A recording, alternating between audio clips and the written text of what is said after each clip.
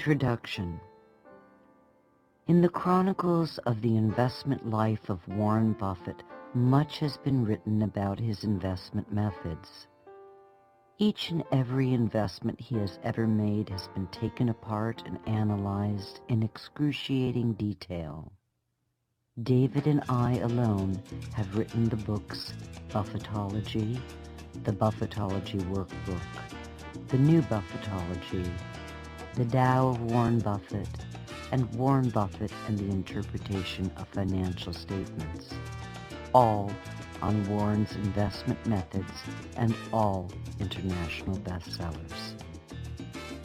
But what was sorely missing from the body of Warren Buffett literature was a book that addresses and discusses the brilliant way Warren has managed his life, his businesses, and the people who manage Berkshire Hathaway's 233,000 employees around the globe. Besides being a genius at investing, Warren Buffett is also a genius of a manager, with over 88 CEOs of different companies reporting directly or indirectly to him. In modern business, no man has managed a more highly talented group of managers in so many diverse businesses and delivered such spectacular results. In many ways, Buffett's managerial record surpasses even his amazing investment record with Berkshire Hathaway, where the company's operational annual net income grew from $18 a share in 1979 to $4,093 a share in 2007. This equates to a compounding annual growth rate of 21.39%, a record that indicates that Warren and his managers are doing a fantastic job of minding the store. In comparison, Warren's personal investment portfolio for the same period grew at an annual compounding rate of 19.78%, which means we can argue that as a manager, Warren outperformed himself as an investor. In our quest to bring you all things Warren Buffett, we have written the first ever book that takes an in-depth look at Warren's management methods, what they are, how they work, and how you can use them. We discuss the impact that Dale Carnegie had on Warren's life and how Carnegie's teaching helped transform Warren into the master manager he is today. We have kept the audiobook easy to listen to with short chapters. The methods that Warren uses are simple and easy to understand, but as you will see, their impact is powerful. We look to the future and imagine many generations using Warren's enlightened management methods to inspire and motivate people of all ages to achieve their dreams and visions. Mary Buffett and David Clark, 2009.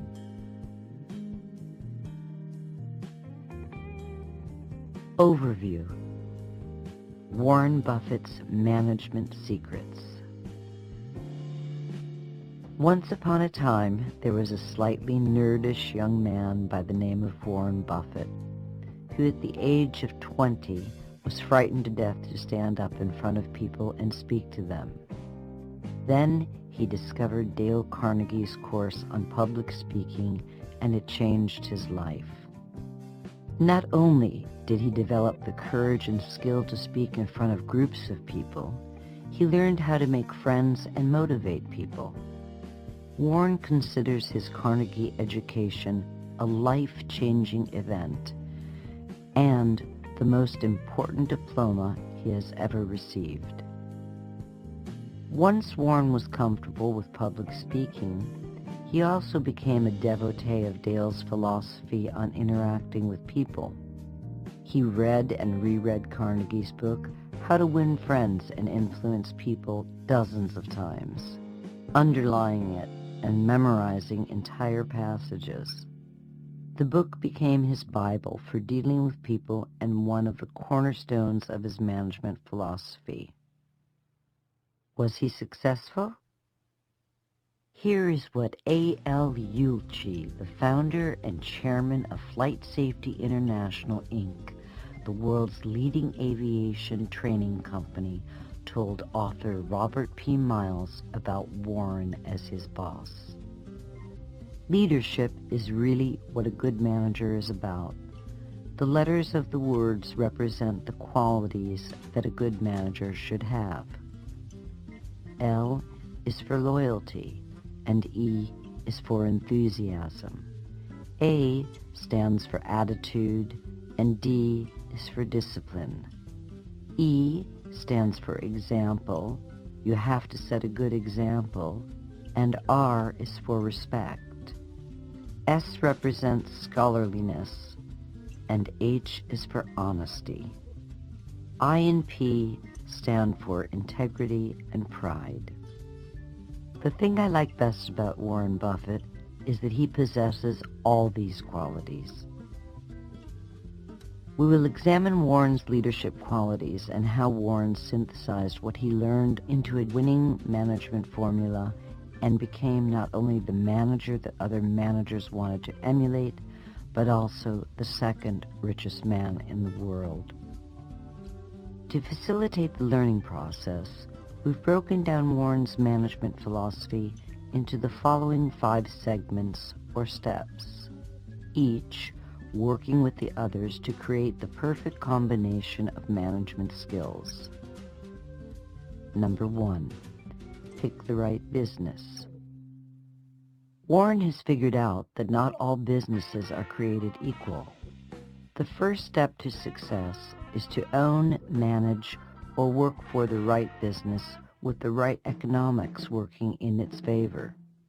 That's how to get ahead of the game right from the start, whether you are an owner, manager, or an employee. Number 2, delegate authority.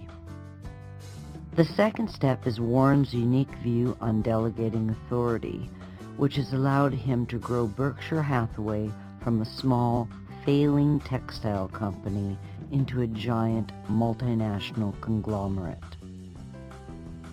Number 3, find a manager with the right qualities. The third step is to know the qualities that are needed to manage an excellent business. Here, Warren is looking for integrity, intelligence, and a passion for the business, which also happens to be the qualities that we need to cultivate in ourselves to be successful managers. Number 4, motivate your workforce. Once the excellent business is found and the right manager is put into place, Warren has the job of motivating his managers to be all that they can be, so that the business, the manager, and the employees can be as productive as possible. Here we will spend time studying Warren's adaptation and expansion of Carnegie's methods. If there is a single skill that a manager should be great at, it is motivating others to achieve. Warren developed a specific set of motivational skills that have inspired his managers to hit one business home run after another, and helped him build Berkshire Hathaway into the $150 billion market cap company that it is today. Number 5, managerial axioms for different problems. And finally, there are a number of specific Buffett managerial axioms for dealing with everything from managing leverage to handling dishonest employees to keeping costs low. At the end of the audiobook, we'll discuss a few Warrenisms that will help you manage your day-to-day life. Success in business and life usually go hand in hand, and Warren has some helpful hints that will help us improve our life management skills. So without further ado, Warren Buffett's management secrets. Step 1. Pick the right business to work for. Working for the right business can mean the difference between a successful, high-paying career or a life of drudgery. It can also mean the difference between a successful long-term investment and one that earns nothing. Warren has discovered that certain kinds of companies have inherent business economics so great that even a bad manager will look good in working for them. These are the kinds of companies that he wants to own, and these are the kinds of companies that we want to work for. Warren has identified a number of characteristics to help us identify these wonderful businesses, which is where we will begin. Chapter 1. How to find the kind of business that offers the greatest career opportunities. There is a huge difference between the business that grows and requires lots of capital to do so and the business that grows and doesn't require capital. Warren Buffett. This is one of the keys to understanding Warren's success as a long-term investor and business manager. Businesses with superior economics working in their favor tend to burn considerably less capital than they earn. This is usually because they produce a brand-name product that never has to change, or because they provide a key service that allows them to charge higher prices, which give them better profit margins. With a brand-name product that never has to change, a company doesn't have to spend large sums of money on research and development, nor does it have to constantly retool its plant and equipment to implement design changes. Therefore, it can use the same plant and equipment over and over again, year after year, until the equipment finally wears out. All of the money it saves can be used to expand the business without having to burden the company with additional debt or the selling of new shares. The capital needed for growth is generated internally. All of this, of course, helps make the managers of these super companies look brilliant. An example: a company like Coca-Cola never has to spend billions of dollars redesigning its product or retooling its manufacturing plants to stay ahead of the competition. This leaves it plenty of money to spend on such fun things as buying other companies and paying big bonuses to its managers. A company like General Motors, on the other hand, which produces automobiles that have to change in style almost every year, has to spend billions on new designs and retooling its plants to keep its models competitive with the Fords and the Toyotas of the world. Which one of these companies would you rather work for? The one that's internally generating tons of excess cash, or the one that is internally burning tons of cash? The one with the excess cash, of course, because that excess cash makes management look good, which means they get to pay themselves generous bonuses at the end of the year. And getting paid more money is always a good thing. Companies with a durable competitive advantage. Warren believes that the best company to own, invest in, or work for, the one that offers the greatest opportunity for career advancement, job security, and the long-term making of money, is a company that has what Warren calls a durable competitive advantage. These super companies have a near lockdown on their market. What this means to us is that these companies have products and services that never really change, are easy to sell, and own a piece of the consumer's mind. This equates to higher profit margins and inventory turnover, which means these companies are often awash in cash.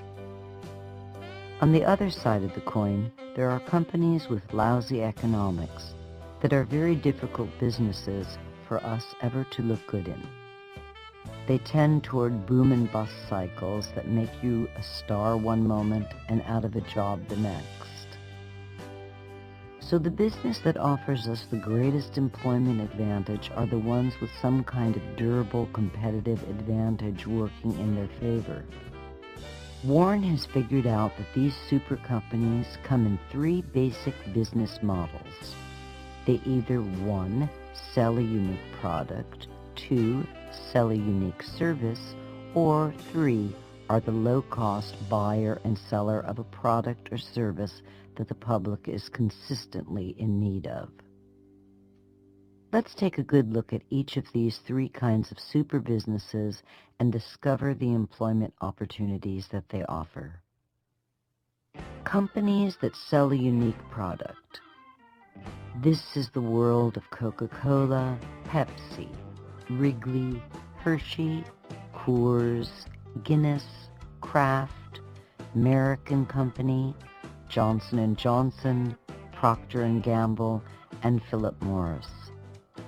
Through the process of customer need and experience and the promotion by advertising, these companies have established the stories of their products in our mind, and we immediately think of their products when we go to satisfy a specific need.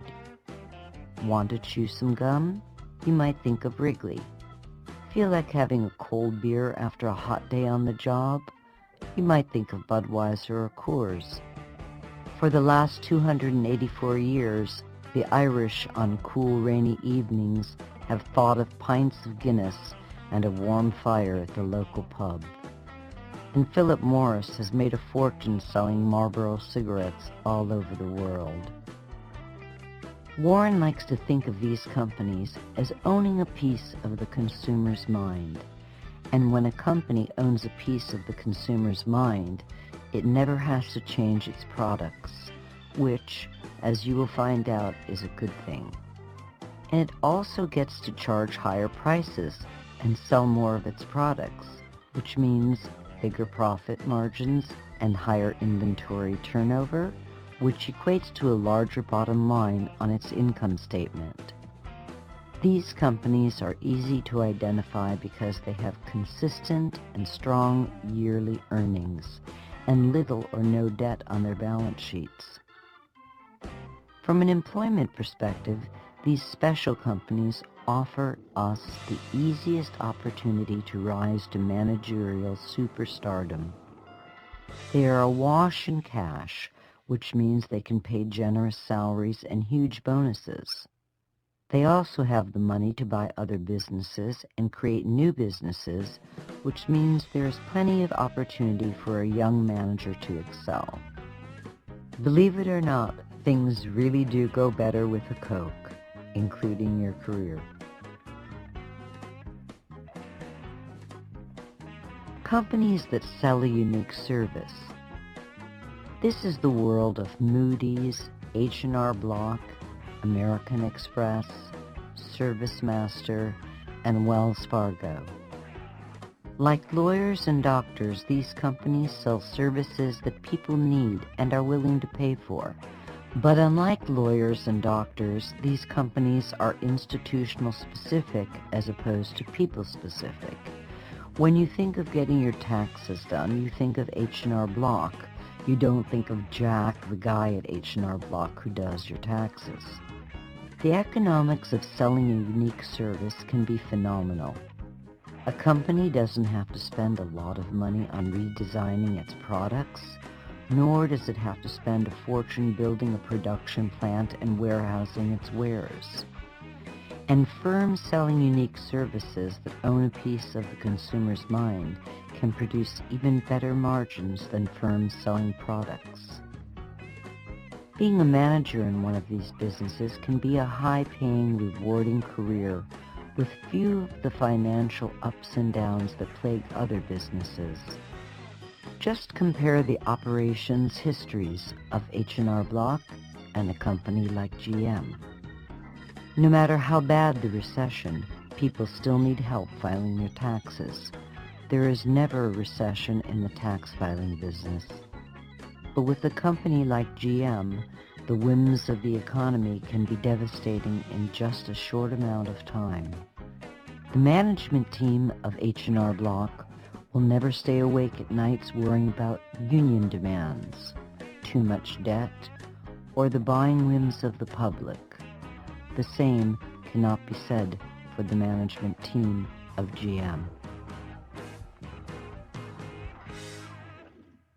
Companies that are the low-cost buyer and seller. This is the world of Walmart, Costco, Nebraska Furniture Mart, Borsheim's Fine Jewelry, and the Burlington Northern Santa Fe. Here, big margins are traded for volume, with the increase in volume more than making up for the decrease in profit margins. The key here is to be the low-cost buyer, which allows you to get your margins higher than your competitors and still be the low-cost seller of a product or service. Here, the reputation of being the best price in town lures in consumers. In Omaha, if you need a new stove for your home, you go to the Nebraska Furniture Mart for the best selection and the best price. Want to ship your goods across country? The Burlington Northern can give you the best deal for your money. Live in a small town and want the best selection with the best prices? You go to Walmart. Out of the three business models just discussed, the low-cost buyer and seller offers the fewest opportunities for career advancement.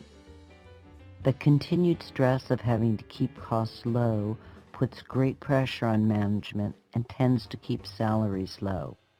Yet these businesses still offer better employment and management opportunities than do the mediocre businesses that do not fit into one of these three categories. Now that we know the general model for the perfect business to work for, let's look at their economic picture a little more closely so that we can tell who is who and what companies are our tickets to that very rewarding career. We have selected three very simple economic tests to use to help determine if the company in question is one of those special companies with a durable competitive advantage. Chapter 2. 3 quick tests for identifying the best company to work for. Number 1. Per share earnings test. One of the quickest ways to check the economics of a potential employer is to check the company's yearly per share earnings figures. This is easy to do if the company is a publicly traded entity, difficult to do if it is not. While no one yearly per share figure can be used to identify a company with a durable competitive advantage, per share earnings for a 10-year period can give us a very clear picture of whether or not the company has a long-term competitive advantage working in its favor. What Warren looks for is a per share earnings picture over a 10-year period that shows consistency and an upward trend. Something that looks like this. In '99, a per share earning of $1.30. 2000, $1.48. 01, $1.60. 02, $1.65. 03, $1.95. 04, $2.06. 05, $2.17. 06, $2.37. 07, $2.68. 08, $2.95. This shows Warren that the company has consistent earnings that are showing a long-term upward trend, which is an excellent sign that the company in question has some kind of long-term competitive advantage working in its favor, and potentially would be a great company to work for. Consistent earnings are usually a sign that the company is selling a product or a mix of products that don't need to go through the expensive process of change. The upward trend in earnings means that the company's economics are strong enough to allow it either to make strategic expenditures to increase the market share through advertising and an expansion in operations, or to increase per share earnings by the use of stock buybacks. The companies that Warren stays away from and that probably offer poor employment prospects have an erratic yearly earnings picture that looks like this. 99 per share earnings, $8.53. 2000, a loss of $6.68. 01, a loss of $1.77.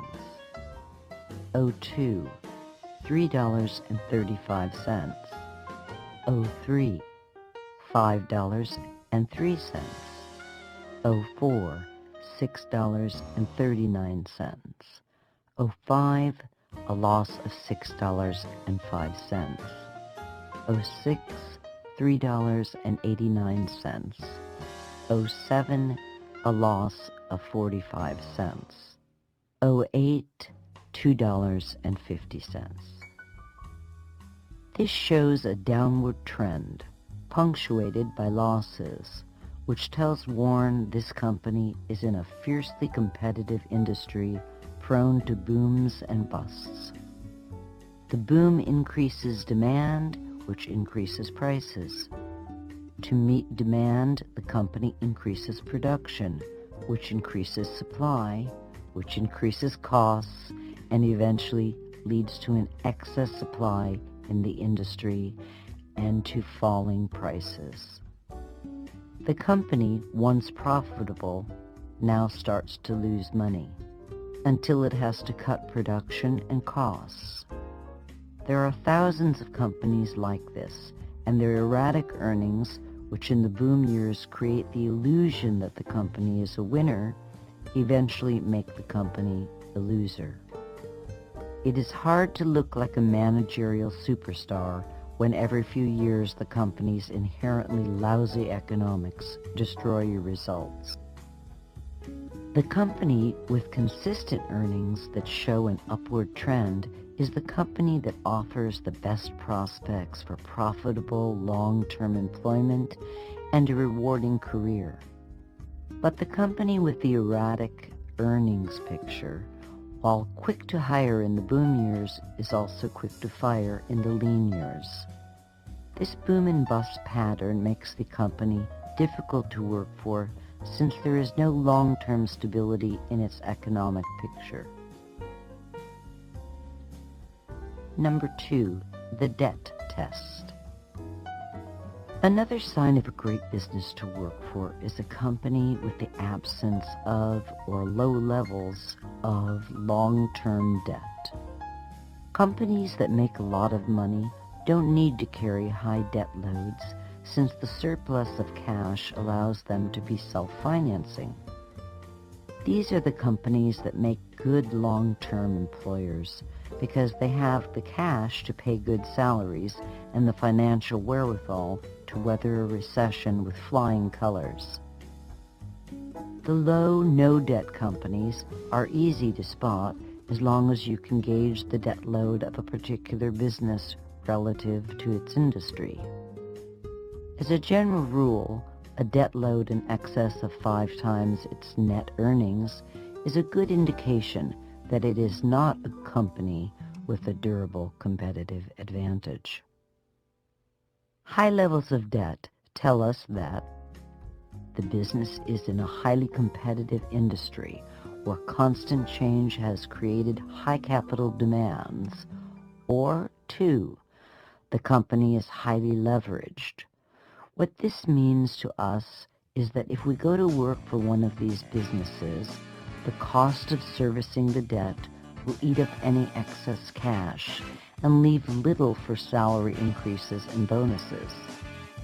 It also means there will be little excess capital for growing the business or acquiring new businesses, which means that there will be little growth in managerial opportunities. And if the economy goes into a recession, these will be the first companies that fire employees in an attempt to cut costs before they go under. Not exactly the company you want to be staking your career on. Number 3, the gross margin test. Another way to tell if a company has a durable competitive advantage, which would help make it a great company to work for, is to look at the company's gross profit margin. To figure out the company's gross profit margin, we have to look at the company's income statement, which is a financial report for a period of time that shows whether the company made or lost money. Specifically, we have to take the company's revenue and subtract the company's cost of goods sold, which will give us the company's gross profit. Now, if we divide the company's gross profit by its revenue, we will get the company's gross profit margin. Let's take a closer look. Income statement. Revenue, $10,000. Cost of goods sold, minus $6,000. Gross profit, $4,000. Now, if we subtract from the company's total revenue the amount reported as its cost of goods sold, we get the company's reported gross profit. As an example, total revenue of $10 million less cost of goods sold of $6 million equals a gross profit of $4 million. Then, to get the gross profit margin, we take the gross profit of $4,000 divided by revenue, $10,000, equaling the gross profit margin, which equals 40%. Warren is looking for companies that have some kind of durable competitive advantage, business that he can profit from over the long run, which make them fantastic companies to work for. What he has found is that companies that have excellent long-term economics working in their favor tend to have consistently higher gross profit margins than those that don't. Let us show you. Gross profit margin of companies that Warren has already identified as having a durable competitive advantage. Coca-Cola shows a consistent gross profit margin of 60% or better. The bond rating company Moody's, 73%. The Burlington Northern Railroad, 61%. And the very chewable Wrigley's Gum, 51%. Contrast these excellent businesses with several companies that we know have poor long-term economics, such as the in and out of bankruptcy United Airlines, which shows a gross profit margin of 14%. Troubled automaker General Motors, which comes in at a weak 21%. The once troubled but now profitable U.S. Steel at a not-so-strong 17%.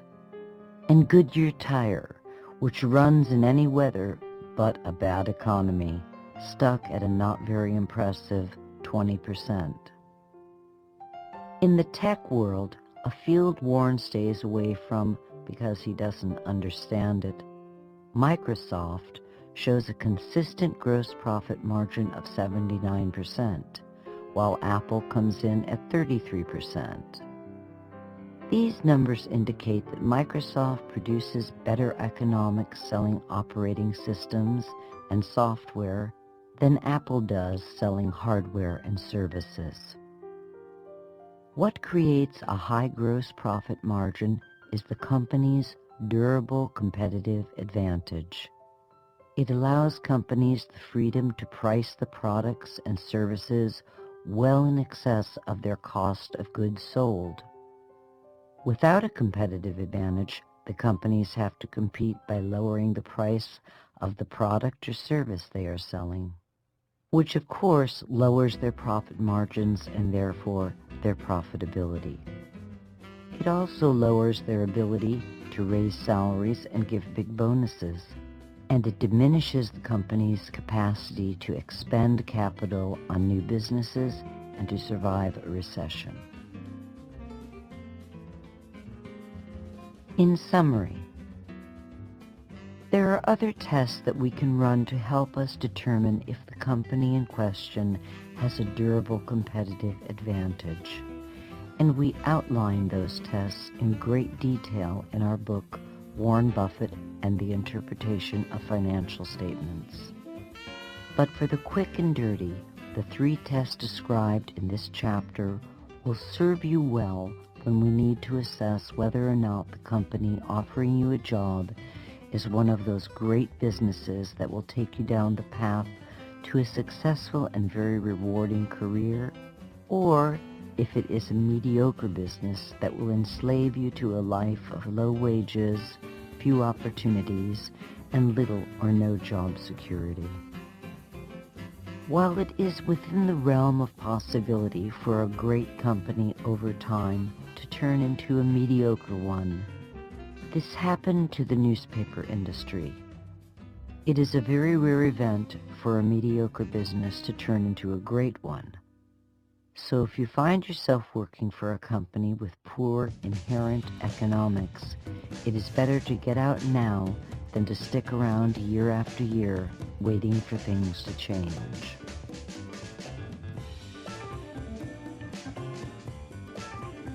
Step 2. Delegate. Warren discovered that as Berkshire grew larger and larger and was involved in more and more diverse businesses, delegating authority became a necessity not only for his sanity, but to ensure that his companies were competently run and that the managers were happy running them. If there is a single management skill that is uniquely Warren, it is his willingness to delegate authority way beyond boundaries that most CEOs would be comfortable with. Let's explore Warren's philosophy on delegation and how it has allowed him to grow Berkshire from a small regional textile manufacturer into the giant multinational conglomerate that it has become today. Chapter 3. Rules for Delegating Authority. We delegate almost to the point of abdication. Warren Buffett. Warren learned that to run and grow a business, one must learn the art of delegating authority. The natural inclination is to try and control every event and the people involved, to micromanage the task, the venture, the business. But micromanaging too many tasks or businesses leads to too many balls in the air at once, and if you drop one, you drop them all. Micromanaging leads to neglect, whereas delegating to a competent manager who is focused on just one job means a more thorough understanding of the task and a more careful execution of the job. Warren owns more than 88 diverse businesses, and he has turned over the management of these companies to 88 highly competent CEO managers.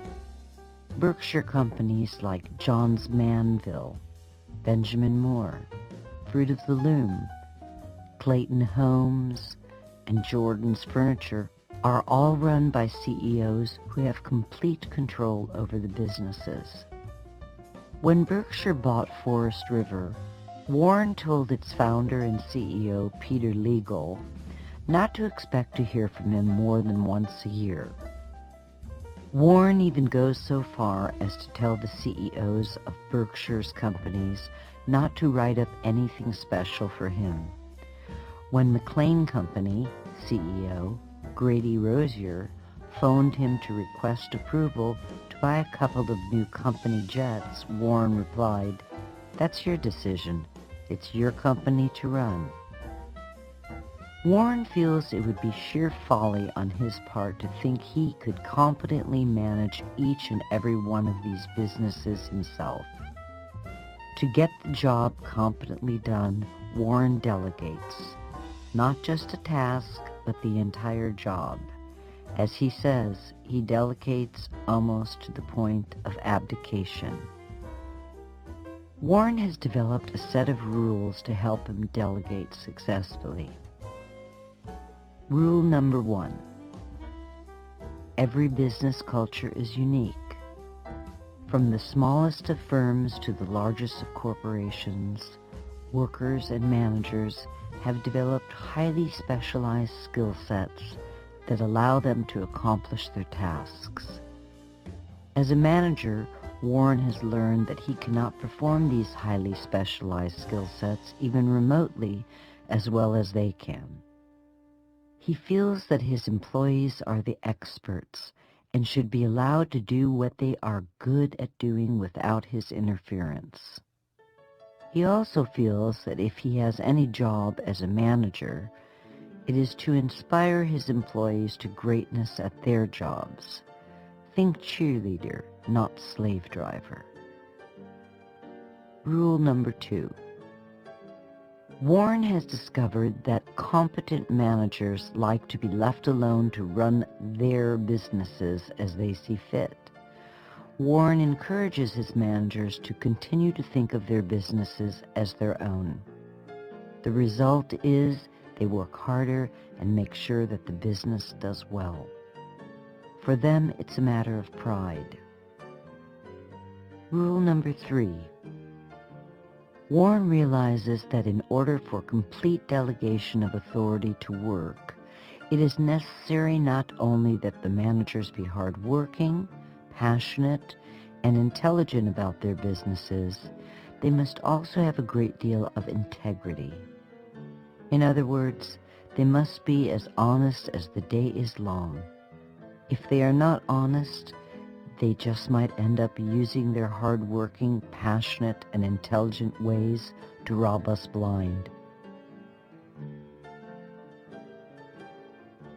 In summary, Warren's rules of delegation are fairly simple. Each and every business is unique. Your employees are better at doing their individual jobs than you are. If we want the business to grow, we must delegate authority.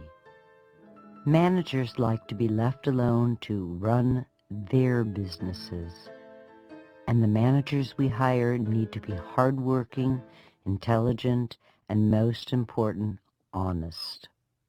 Or, as the late great Berkshire manager, Mrs. B, once said regarding the secret to her success in the furniture business, sell cheap and tell the truth.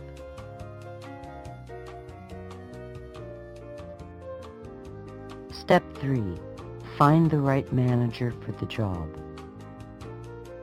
Once the right business is found or acquired and the need for delegation understood, the next job is to hire the right manager.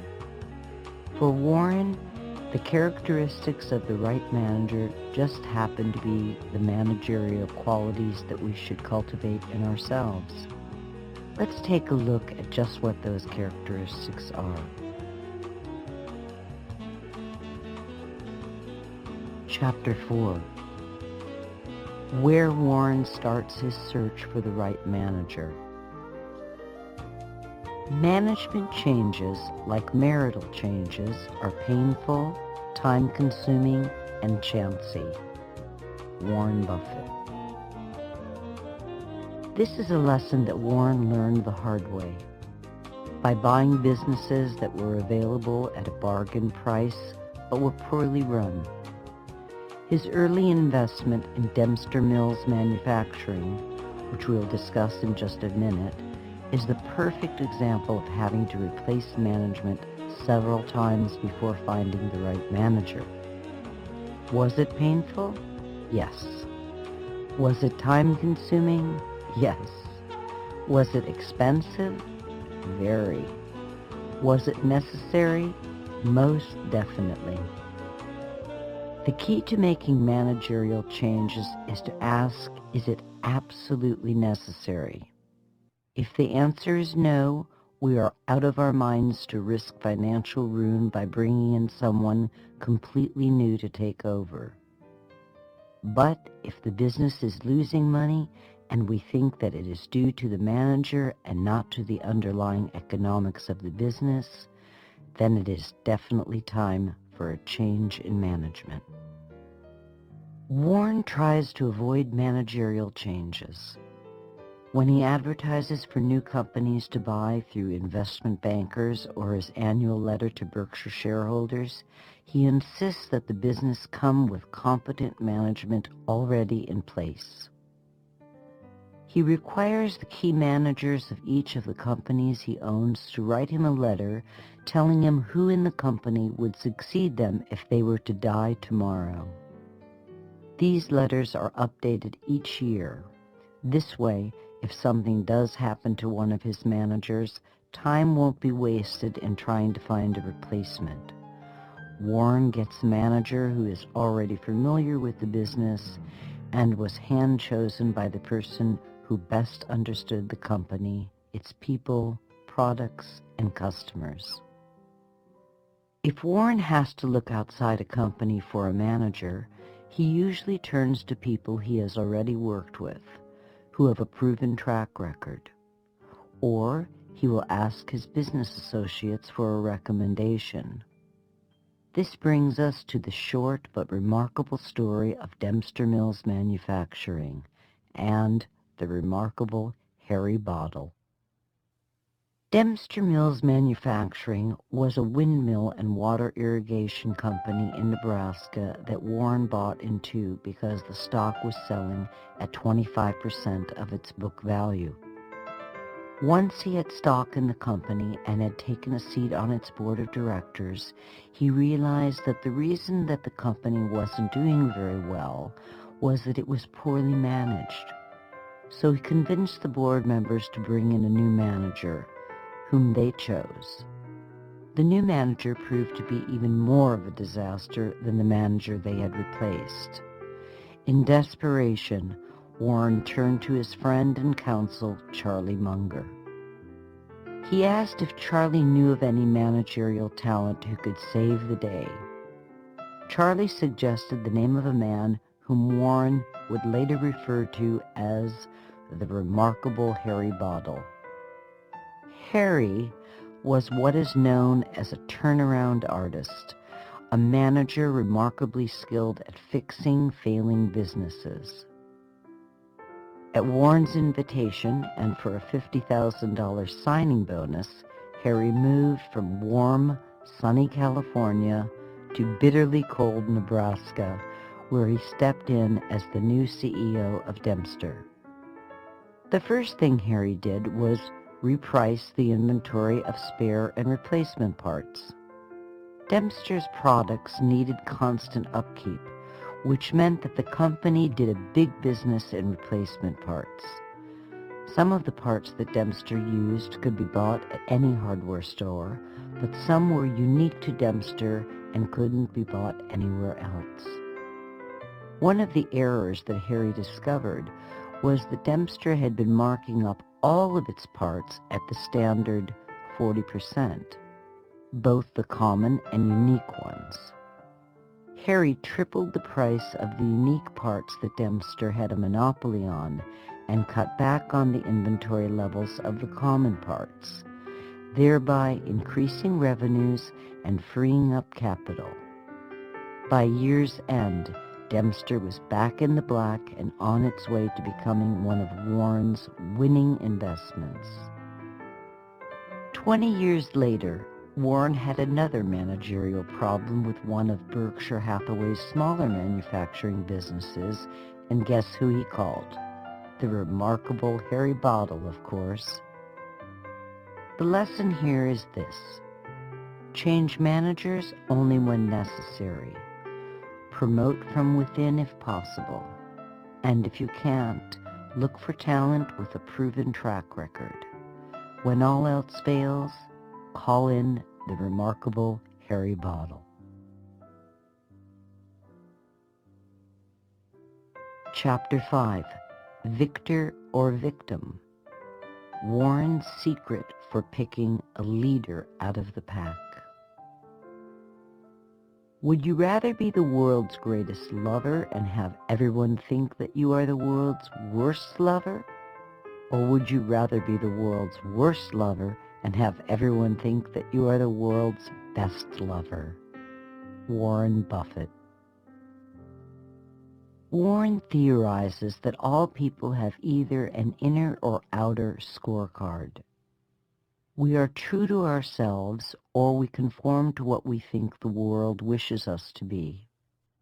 A true leader follows the beat of his or her own drummer, while a bureaucrat bends to the perceived wishes of others.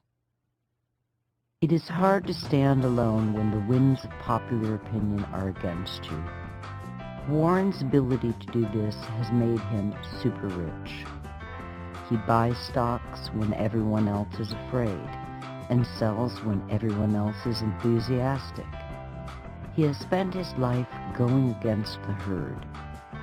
Free and independent thinkers like Warren Buffett are never victims. They are masters of their own destiny.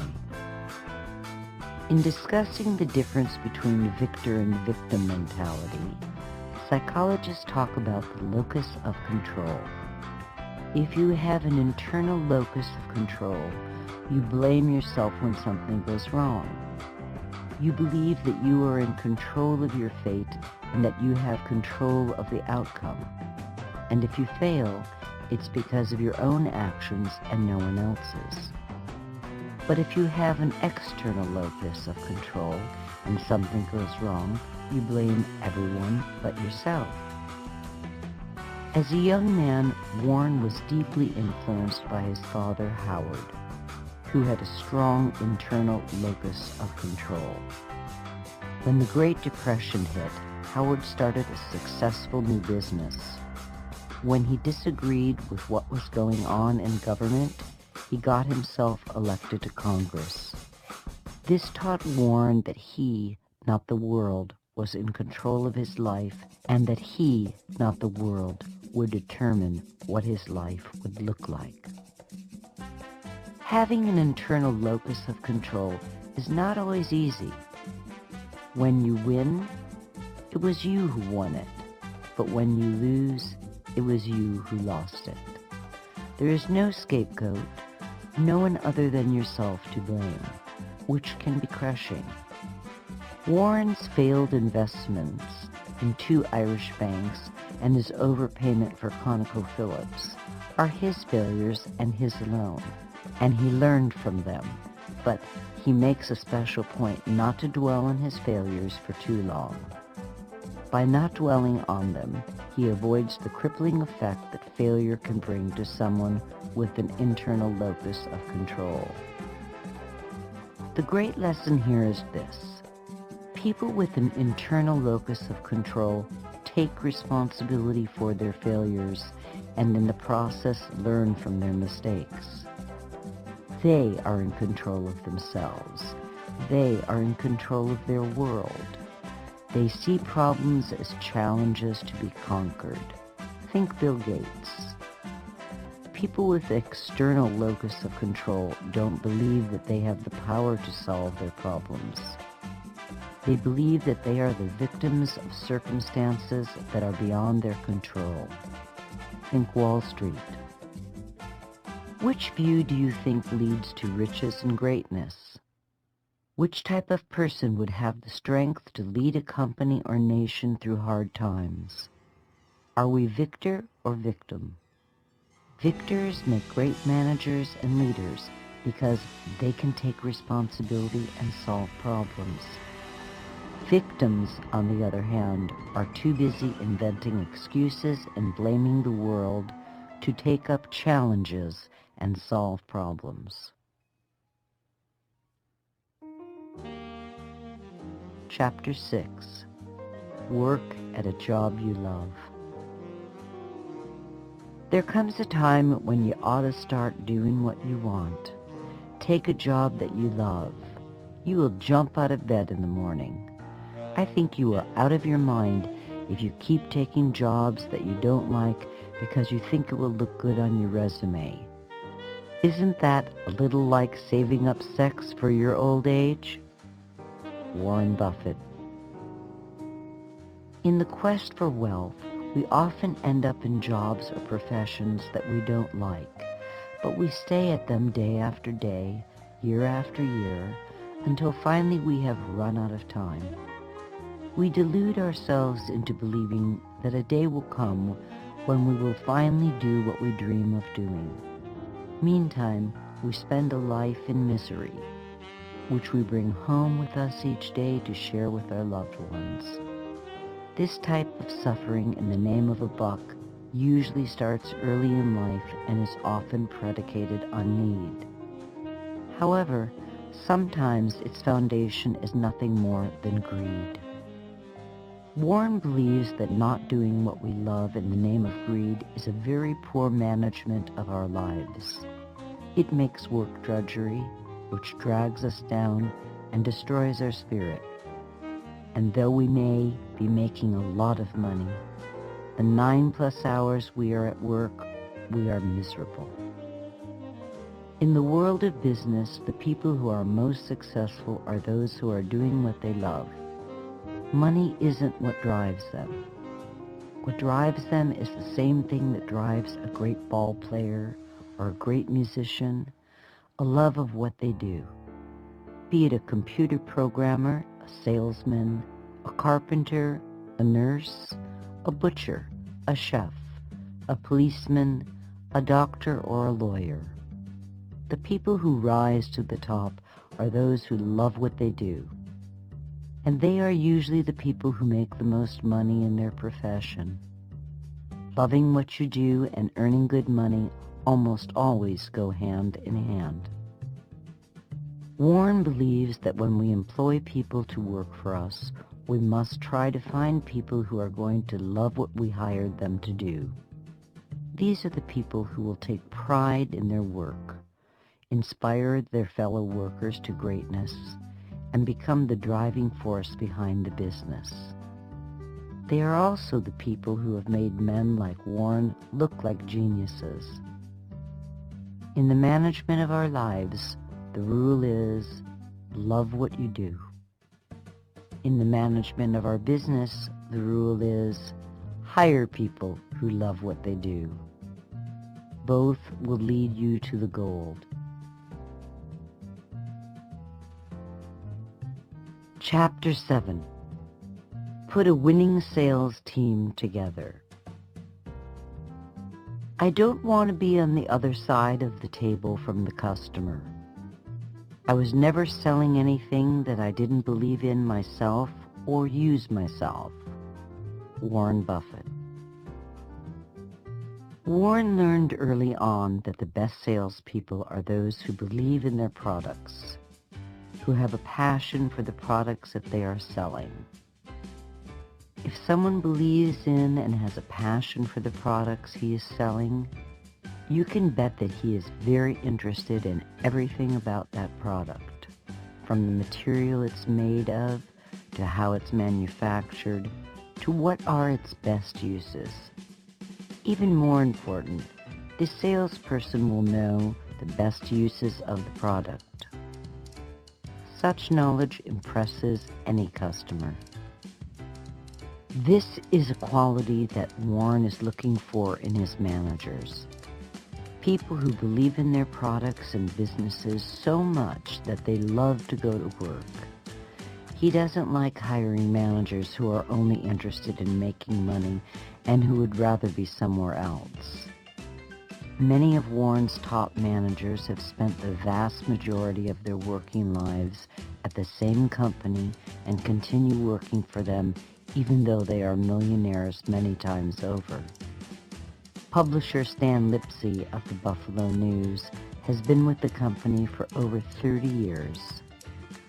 CEO Irv Blumkin, now in his 50s, has been on the payroll of the Nebraska Furniture Mart since he was a teenager. Both of these super managers are wealthy enough to retire in the morning, but they keep showing up to work, and the reason? They love what they do. The lesson here is this.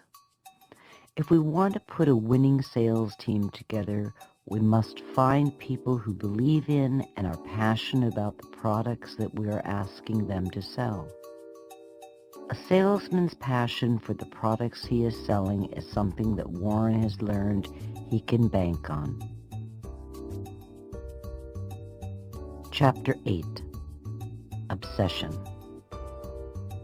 Our prototype for occupational fervor is the Catholic tailor who used his small savings of many years to finance a pilgrimage to the Vatican. When he returned, his parish held a special meeting to get his first-hand account of the Pope. "Tell us," said the eager faithful, "just what sort of fellow is he?" Our hero wasted no words. He's a 44 medium. Warren Buffett. In Warren's world, the perfect manager is someone who gets up in the morning thinking about the business and at night is dreaming about the business. As he says, obsession is the price for perfection. Warren's obsession led him to memorize Moody's stock manual, starting at A and working his way through Z. One of his favorite all-time investors was a guy with very little education who became so obsessed with water companies that he could tell you how much money they made every time someone flushed the toilet. Guess what that guy made his millions investing in? Water companies, of course. And it is obsession that Warren is looking for in his employees. He once said that if he could ask only one question of his interviewees for a job at Berkshire, it would be how obsessed they are with what they do. His archetype of the perfect manager was the famous Mrs. B, who started and managed the Nebraska Furniture Mart with her family until she reached the ripe old age of 104. There was no keeping the old girl away from the store, which was the love of her life.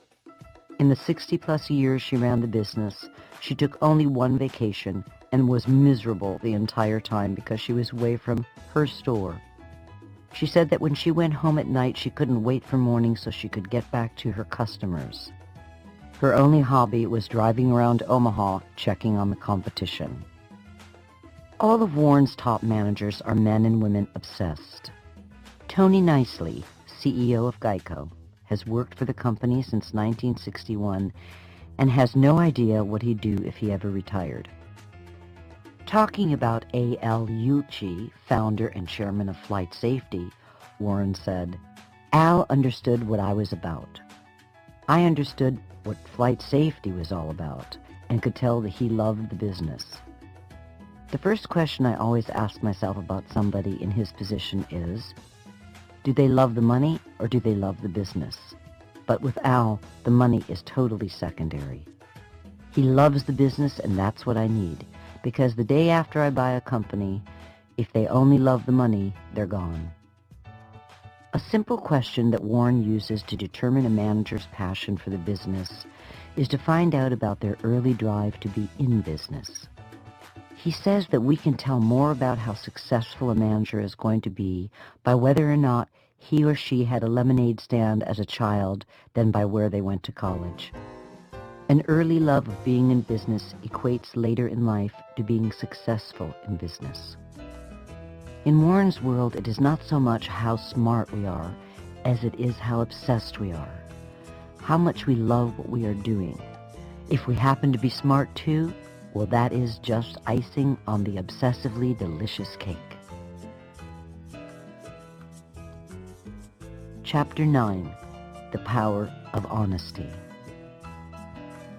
We also believe candor benefits us as managers.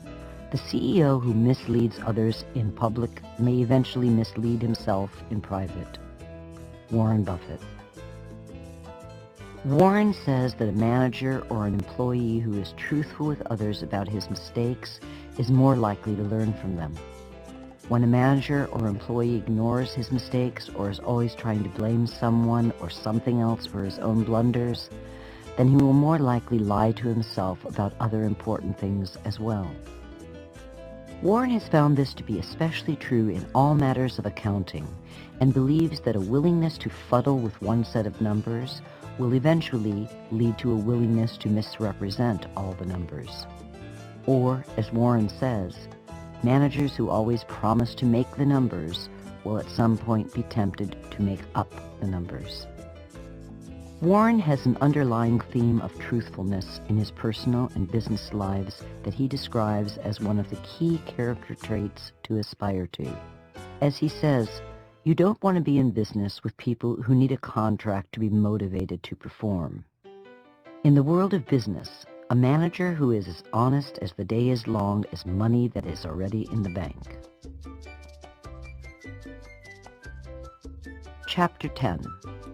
Manage costs. The really good business manager doesn't wake up in the morning and say, "This is the day that I'm going to cut costs," any more than he wakes up and decides to practice breathing. Warren Buffett. Profit is the lifeblood of a business. Lack of profit is the death of a business. The only way to make a profit in business is to have lower costs than the prices you are charging for the products that you sell. The difference between the two is called a profit margin. There is no other way to make money, no other equation. You either make a profit or you don't. And if you don't make a profit, you won't stay in business very long. If you make a lot of profit, you can do more than just make a living. You can become rich. As managers of business, we have two main goals. Inspire our sales force to sell as much of the product as possible at the highest possible price. And inspire our manufacturing and buying teams to produce or acquire the products we sell at the lowest possible prices. It takes two to tango, and it takes two to make a profit. The task of keeping costs low is the most important because it determines the pricing of the product. Lower costs mean that we can sell the product at a lower price, which will make the product more desirable and easier to sell. The way to determine whether your managers are going to be cost conscious is to look at how they handle the seemingly little costs. Warren says, if managers aren't disciplined on the little things, they will probably be undisciplined on the large things as well. He likes to tell the story of Benjamin Rosner, the owner of Associated Cotton Shops, who was so fanatical about keeping costs low that he once counted the sheets on a roll of toilet paper to make sure that his vendor wasn't cheating him. Warren also likes to tell about Tom Murphy, CEO of Capital Cities Communications, who was so cost-conscious that when he had his office building painted, he didn't paint the back wall because no one would see it. Tom considered public relations and legal departments to be frivolous expenses. He figured that if and when these services were needed, freelancers could be hired at a fraction of the cost. And when he merged Capital Cities with the ABC television network, the first thing he got rid of was ABC's private dining room. Warren loved Tom. Another aspect of the cost-cutting equation deals with personal savings. If we are in a 40% tax bracket, we have to earn $10 to have $6 to spend. So if we reduced our living costs by $6, it is actually the same as making $10 and getting to save $6 of it, which can then be invested.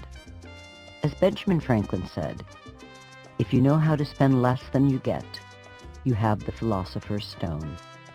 The philosopher's stone was a tool alchemists used to turn lead into gold. In the early part of Warren's life, he he was fanatical about keeping his living costs low, which is why he drove an old VW Beetle long after he became a multimillionaire. The money he had saved driving a cheap car gave him more money to invest to make himself even richer. The bottom line here is this. When Warren looks for a manager, he wants someone who is cost-conscious as a way of life, not just when the business is starting to fail. Cutting costs is the fastest and easiest way to increase the bottom line of both our businesses and our personal fortunes, which means that it is the easiest way to get rich. And easy is always a good thing when it comes to making money.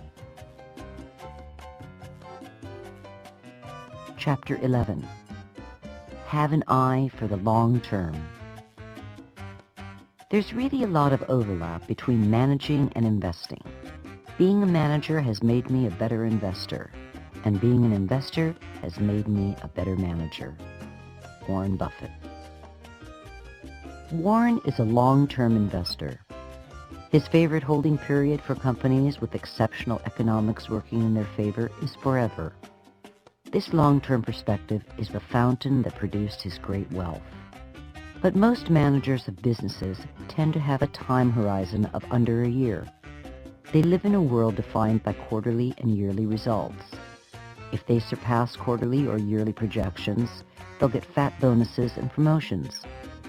Fail to bring in quarterly or yearly projections, and heads start to roll. This tends to keep management focused on the short term. This short-term focus almost kills any long-term planning on the part of management. Managers are driven to make the short-term numbers at the cost of long-term planning.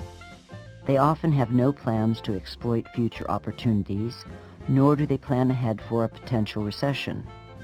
This is reactive management as opposed to the proactive management that Warren practices. Warren learned from investing that the long-term perspective that had served him so well personally would also serve him well in businesses. One of the first things that Warren asks his managers to do when they join his firm is to stop worrying about the short-term ups and downs of the business and focus on making the business strong and viable for the long term. Another lesson that Warren learned is that any management's intense focus on the short term tends to make those managers poor allocators of capital, which creates two very big problems. The first is that management may keep throwing good money after a mediocre business long after it's time to put that capital to use elsewhere. The second is that when management tries to allocate capital outside its core business, it almost always ends up buying a short-sighted promise of prosperity at an inflated price. Warren often cites Coca-Cola's failed venture into the movie business as a perfect example of a great business throwing money after a bad one. When Warren bought into Berkshire Hathaway, it was a mediocre business that was spending more money than it was earning in a desperate attempt to compete with foreign textile manufacturers. After Warren acquired control, he had the insight to see that it was a dying business, so he stopped spending Berkshire's working capital on the textile business and used it to acquire an insurance company, which is a better business from a long-term perspective. How did he know that that textile business wasn't going to make it and that insurance was going to be the better business? Warren had spent a great amount of time studying a large number of businesses and knew what a great long-term business looked like. This is also how he knew that the textile company was a lousy business and that no matter how much money he threw at it, its underlying economics would never improve. Eventually, Berkshire had to close its textile operations, but by then, its insurance operations were well on their way to helping Berkshire blossom into the financial powerhouse that it is today. The managers who ran Berkshire's textile operations would have spent the company's last dime trying to stay competitive with foreign manufacturers. It was lucky for Berkshire shareholders that Warren had the clarity of vision to see what the future of the textile business looked like and the foresight to invest the company's working capital in a company that had far better long-term prospects. Ultimately, Warren learned when he looks for a great manager, he is also looking for a great investor, whose responsibility is to invest the firm's money in people, products, and new businesses, always with the long-term perspective in mind. Chapter 12. How to determine salaries. If you have a great manager, you want to pay them very well. Warren Buffett. Great managers are like great football coaches. They are few and far between. How do you measure whether or not a manager is great? Not all businesses are the same. Some businesses have mediocre economics, while others have exceptional economics. Those with exceptional economics working in their favor are often the types of businesses that make even a lousy manager look good. On the other side, even an exceptional manager may not look too spectacular if he or she is managing a mediocre business. How do we tell the difference? Warren examines how well a manager is doing by measuring the manager's performance against others in his industry. For example, if we own a business that is earning 20% on shareholders' equity, we might think it is great and hand our manager a big bonus check at the end of the year. However, in truth, we may not be doing as well as other businesses in our industry. Do we pay our manager a bonus for giving us a mediocre result compared to others in our own industry? For Warren, the answer is no. Unexceptional performance with an exceptional business does not inspire him to dole out exceptional bonuses at the end of the year. The opposite is true of a business with mediocre economics.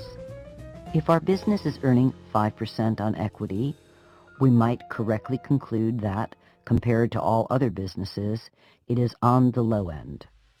But by comparing it to other businesses within our own industry, we might find that it is on the high end, which would indicate that our manager is keeping us ahead of the pack, and for that he should be handsomely rewarded. Warren is a big believer in performance-based pay, as long as it is based on the value added by the manager and not the inherent economics of the business. In Warren's world, bonuses are paid according to how much the manager truly improves the underlying economics of the business, not how much the underlying economics enhances the perceived performance of the manager. Step 4. Motivate your workforce. Warren realized early on that if he was to delegate to the point of abdication, motivating his managers to achieve exceptional levels of performance would be his primary function. Once he found the right businesses and put the right managers in place, all he had left to do was motivate his managers to be all that they can be. In this portion of the audiobook, we present the management motivational skills that Warren uses. We explain what he learned from Carnegie and others and how he adapted this into a winning management style.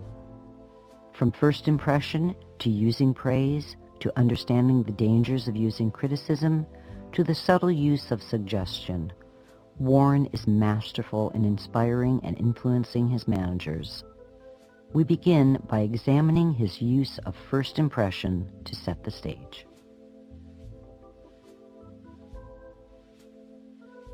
Chapter 13. Make a good first impression. When you meet someone for the first time, begin the encounter in a friendly way. Beryl Raff was a successful Dallas jewelry executive heading up JCPenney's retail jewelry division. Then, in the spring of 2009, she got a call from a friend in the business asking her if she'd be interested in interviewing for the job of CEO of Berkshire's Helzberg Diamond Shops. Helzberg's is a 90-year-old chain of 240 jewelry stores and the life's work of Diamond King Barnett Helzberg before he sold out to Berkshire. Beryl had long admired Warren and his company Berkshire Hathaway. She knew the quality of the people who worked for him, the multitude of great businesses that he owned, and his stellar reputation as an enlightened CEO. She knew that his managers sang his praises and thought the opportunity of working for such a first-rate outfit might be the chance of a lifetime. Merely talking to Warren would be a highlight of her career. What she did not expect was to see Warren picking her up at the airport himself in his gold Cadillac. As nervous as Beryl was, Warren immediately put her at ease. She found him witty and charming. After spending a couple of hours at his office answering questions about her vision for the jewelry business, Warren took her to a delightful lunch at his country club, gave her a tour of his hometown, and then offered her the job.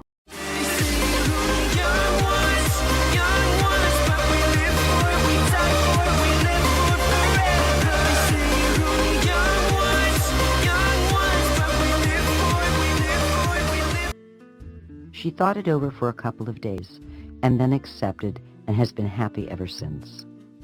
Beryl says that even after just a few months on the job, she already feels like an adopted member of Warren's extended family.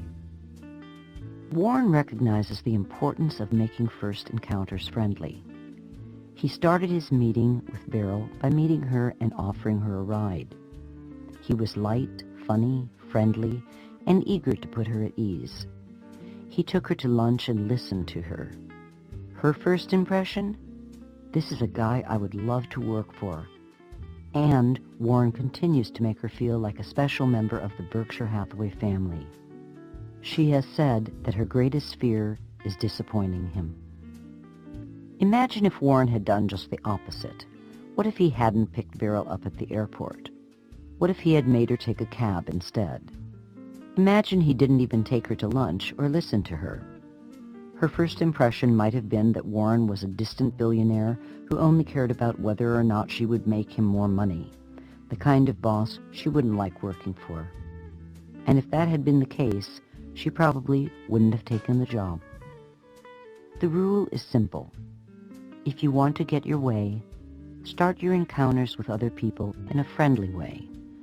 As Warren has discovered, it's the only way that pays. Chapter 14. The Power of Praise. We all have a deep and honest need to be appreciated. Warren recognizes that we all have a need to feel important. It's almost biological. Early American psychologist and philosopher William James once said, "The deepest principle in human nature is the need to be appreciated." This is not lost on Warren. One of the great early managers whom Warren studied was Charles Schwab, the former head of the United States Steel Company. Schwab was the first superstar manager and the first CEO to be paid $1 million a year. What made Schwab the most revered manager of his day was not his knowledge of the steel industry, which even he admitted wasn't extensive, but rather his ability to inspire enthusiasm in his employees. He did that through appreciation and encouragement. Schwab said, "I consider my ability to arouse enthusiasm to be my greatest asset, and the way to develop the best that is in a person is by appreciation and encouragement. There is nothing that kills the ambitions of a person as much as criticisms from superiors. I never criticize anyone. I believe in giving people incentive to work, so I am anxious to praise but loath to find fault. If I like anything, I am hearty in my appreciation and hearty in my praise." Schwab noted that his boss, Andrew Carnegie, had even gone so far as to praise his employees publicly as well as privately. Warren follows Schwab's advice as if it were creed, praising employees and managers for the small things and gushing over them for the big. He is the consummate cheerleader and his employees' biggest fan. He never misses a chance to praise his managers in private or at Berkshire's annual meetings and in its annual reports. Warren learned from Schwab that if he praised people for the little things, they'd give him even bigger things to praise them for later on down the line. For Warren, praise truly is the gift that keeps on giving. Chapter 15. The Power Reputation. Give your employees a fine reputation to live up to, and praise them every chance you get. Warren learned the importance of giving your employees a fine reputation to live up to from Carnegie, who stressed the point to his readers by telling the following story.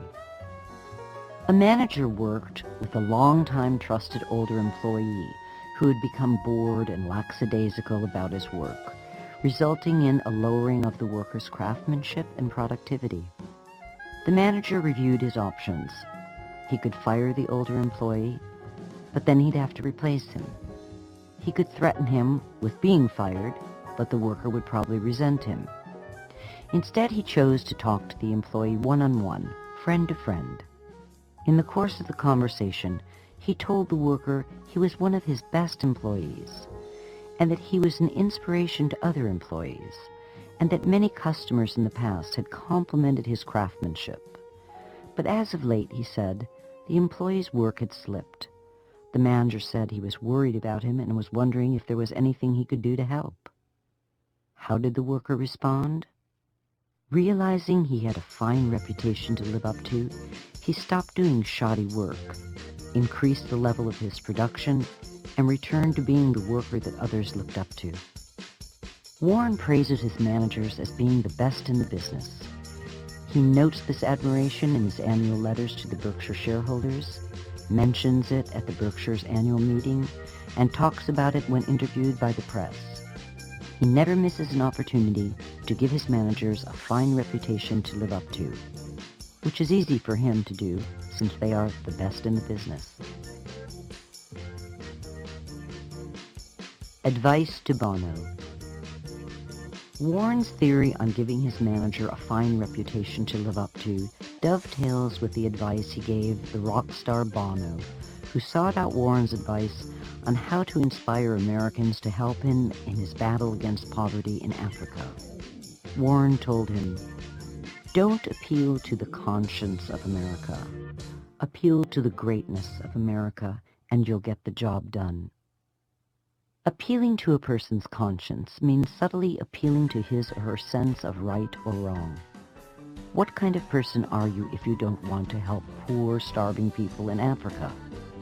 This plays on our sense of guilt. We tend not to like people who make us feel guilty. In fact, we spend most of our time trying to avoid them. Instead, Warren advised Bono to speak to the American people's sense of greatness. Imagine how a statement like this, that plays to people's sense of guilt, would have made Bono's American listeners feel. All these poor people are starving in Africa. Are you, the richest nation on earth, just going to sit there and let them starve? Now, compare it to, you are the most intelligent nation on earth. You won World War II against impossible odds, and you pierced the heavens to put a man on the moon. When I was confronted with this tremendous problem of helping the poor, suffering, lost souls in Africa, I thought, to whom should I turn? Then I had an epiphany. I should turn to the greatest nation in the world, the one people that can solve really tough problems, the one nation that can accomplish the impossible. Warren advised Bono to appeal to America's sense of pride, its sense of greatness, its fine reputation. Give a person or a nation a fine reputation to live up to, and they will live up to it. Make them feel guilty and ashamed, and they will disappoint you. Using guilt is not productive. Appealing to the greatness of others is what works for Warren, and it will work for you. Most important, it works for the employees and the managers you are trying to inspire. Chapter 16. The Dangers of Criticism. Using criticism to motivate is futile because it puts a person on the defensive, wounds his precious pride, and hurts his sense of importance and arouses resentment. Warren has discovered that uninvited criticism is something we all hate to hear, It breeds resentment. It can drive us out of our parents' house as young adults. It has been the cause of many a failed marriage. Yet many of us make the mistake of bestowing uninvited criticism on others, especially in the workplace. Warren learned long ago that criticism was not the way to inspire his managers. It doesn't make for lasting change, and it destroys any kind of productive working relationship. Instead of criticizing his managers when they make mistakes, Warren tries to understand what went wrong and why there was an error in judgment. He pays attention to his managers and their work environments, and he imagines himself in their shoes. And as long as his managers are taking intelligent risks, he affords them the luxury of making the occasional mistake. Let's take a look at Warren in action. David Sokol is one of Warren's top managers. He runs Berkshire's Mid-American Energy Company. David once spent $360 million on a zinc project that failed and had to be written off as a loss. David fully expected Warren to fire him for his colossal error in judgment. Instead of firing him or berating him with criticism, Warren, hearing the bad news, simply told David, "We all make mistakes." Warren went on to say that he had made even bigger mistakes during his tenure at the helm of Berkshire Hathaway and told David to learn from his error but not to dwell on it. David thinks the world of Warren and has never made a similar mistake. On the contrary, for the last 9 years, he has done a brilliant job leading Berkshire's energy operations to become some of the most profitable in the industry. But had Warren berated him, mocked his stupidity and foolishness, and criticized him, David would have come to despise Warren, and it is doubtful that he would have been inspired to stay on and build Warren's Mid-American Energy into the money-making powerhouse that it is today. Praise by name, criticize the category. Warren knows that praise and criticism are two of the most important tools a manager has at his or her disposal. Used correctly, these tools can inspire employees to work hard, be creative, and achieve great success. Used incorrectly, they can destroy drive, ambition, and creativity, and almost certainly ensure failure. Warren feels that learning how to effectively use praise and criticism is the primary motivational task of a manager. A manager who fully understands this challenge has the ability to motivate others to greatness regardless of the task. Be that motivating a production team to be more efficient and effective, or getting his own children to do their homework. Warren is a genius at using both praise and criticism. His rule is simple: praise by name, criticize by category. Let's take a look at what he means. We all crave praise. Nothing makes us feel better about ourselves or inspires us more to do better, beginning early in childhood when we vie to win the praise of our parents. Later on, seek it from our teachers, and in the workplace, look for it from our boss. We need praise. It tells us that we are on the right path, and it inspires us to stay on that path and do even better. No one likes criticism. Nothing can make us feel more terrible about ourselves than to be criticized for something we did or didn't do. Nothing will inspire us less. We hated to hear criticism as children, and we hate to hear it as adults. Criticism means that we got it wrong, that this isn't the right path for us, that we should stop what we are doing and try again, or give up and do something else. We often dislike people who criticize us, which means that we won't listen to them, we shut them out. Nothing will win you friends faster than praise, and nothing will make you enemies faster than criticism. Many managers never learn how praise and criticism interact.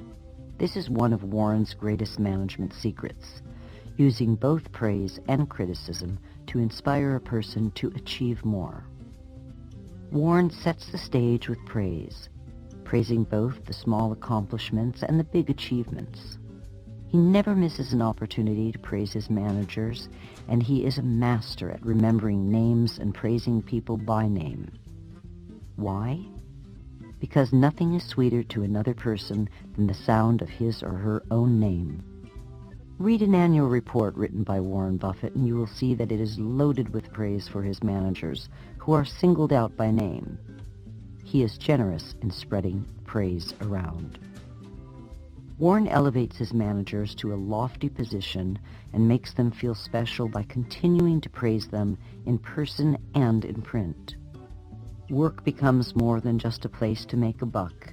It becomes a place to boost self-esteem. Once Warren's managers respect and trust him and believe he has their best interests at heart, he is in a much better position to offer them advice. Here he employs a bit of magic as well. He never criticizes the manager directly. When a manager with whom Warren has built a solid relationship asks his opinion of a business idea and Warren is not keen on it, he'll make a subtle suggestion, leaving the manager to draw his or her own conclusion.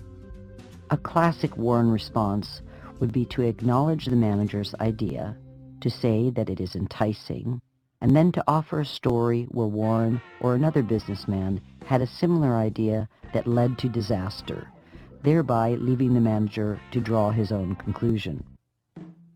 Warren applies the same theory when talking about the world at large. He is quick to praise an individual banker for his or her integrity, but if he is unhappy with the banker, he will only criticize the banking profession as a whole.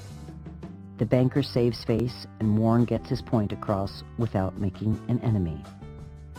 As Warren says, praise the person, criticize the category. If you must criticize people personally, praise them first.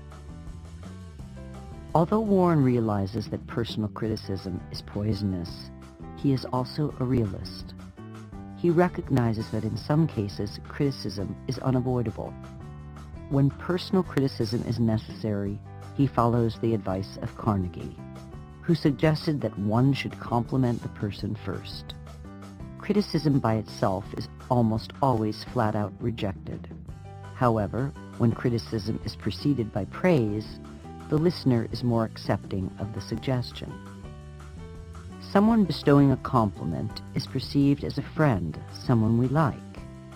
The people we like are those whose opinions matter to us. A compliment creates the trust that is necessary for constructive criticism to be heard and acted upon.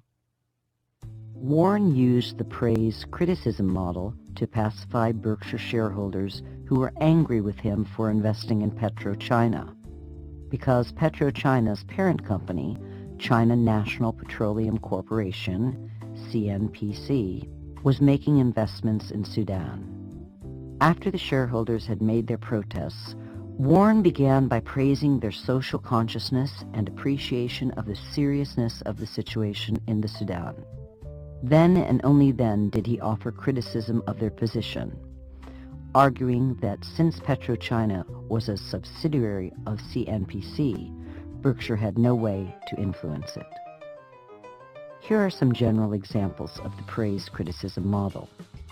1. Business. Johnny, you are doing a wonderful job at handling the mail. You're a great improvement over the last guy we had in this job. I'm very happy with your performance. However, your approach to handling customer complaints is still a little rough. May I offer you a few suggestions? Number 2, family. I can see that by your report card that you are doing very well in spelling, which is fantastic. I'm very proud of you for doing so well. However, you seem to be running into some difficulties in math. I had that problem when I was your age, and I was wondering if you might be open to me lending a hand in getting you over this rough spot. The rule here is pretty straightforward. Avoid using criticism as it were the plague, but when you have to, praise the person first and then criticize the category. If that doesn't work, praise the person first before you criticize him directly.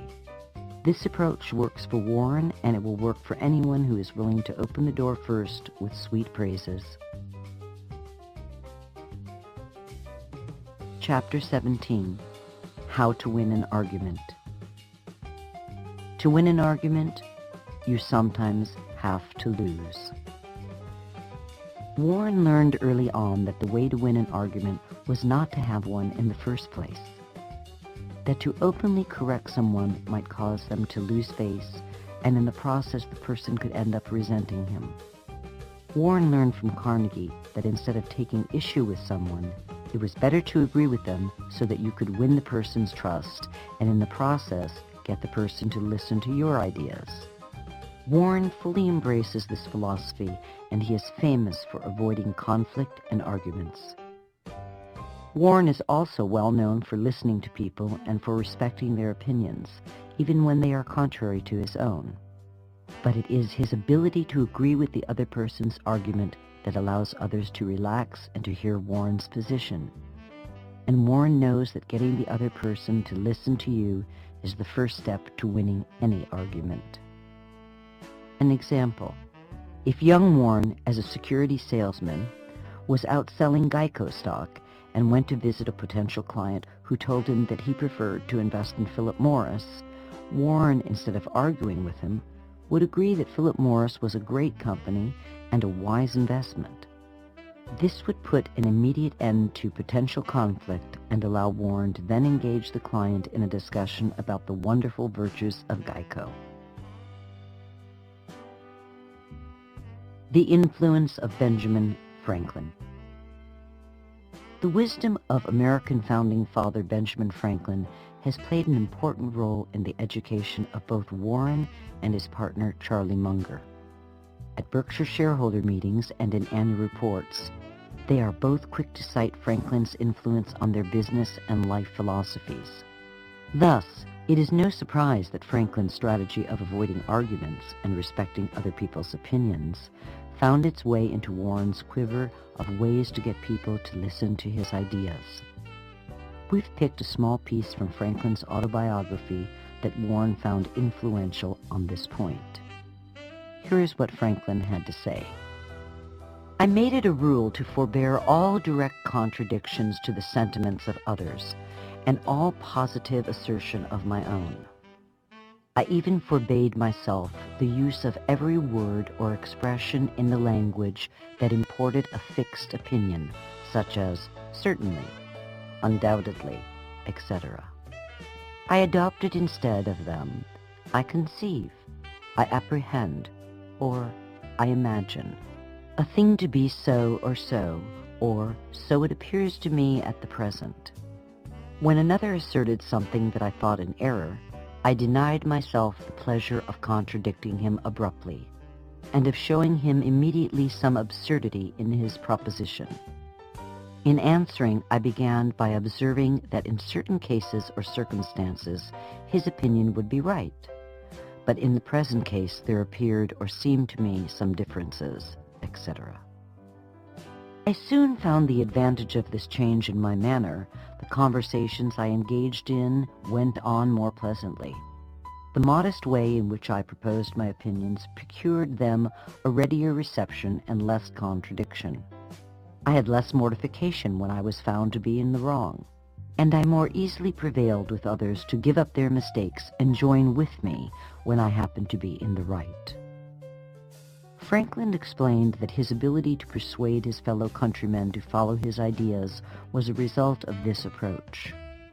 Warren has learned that avoiding arguments and accepting others' opinions is one of the secrets to getting other people to listen to you, which just happens to be a very helpful skill to have if you are trying to build fantastic fortunes and great nations. Chapter 18. Speak to the other person's wants and needs.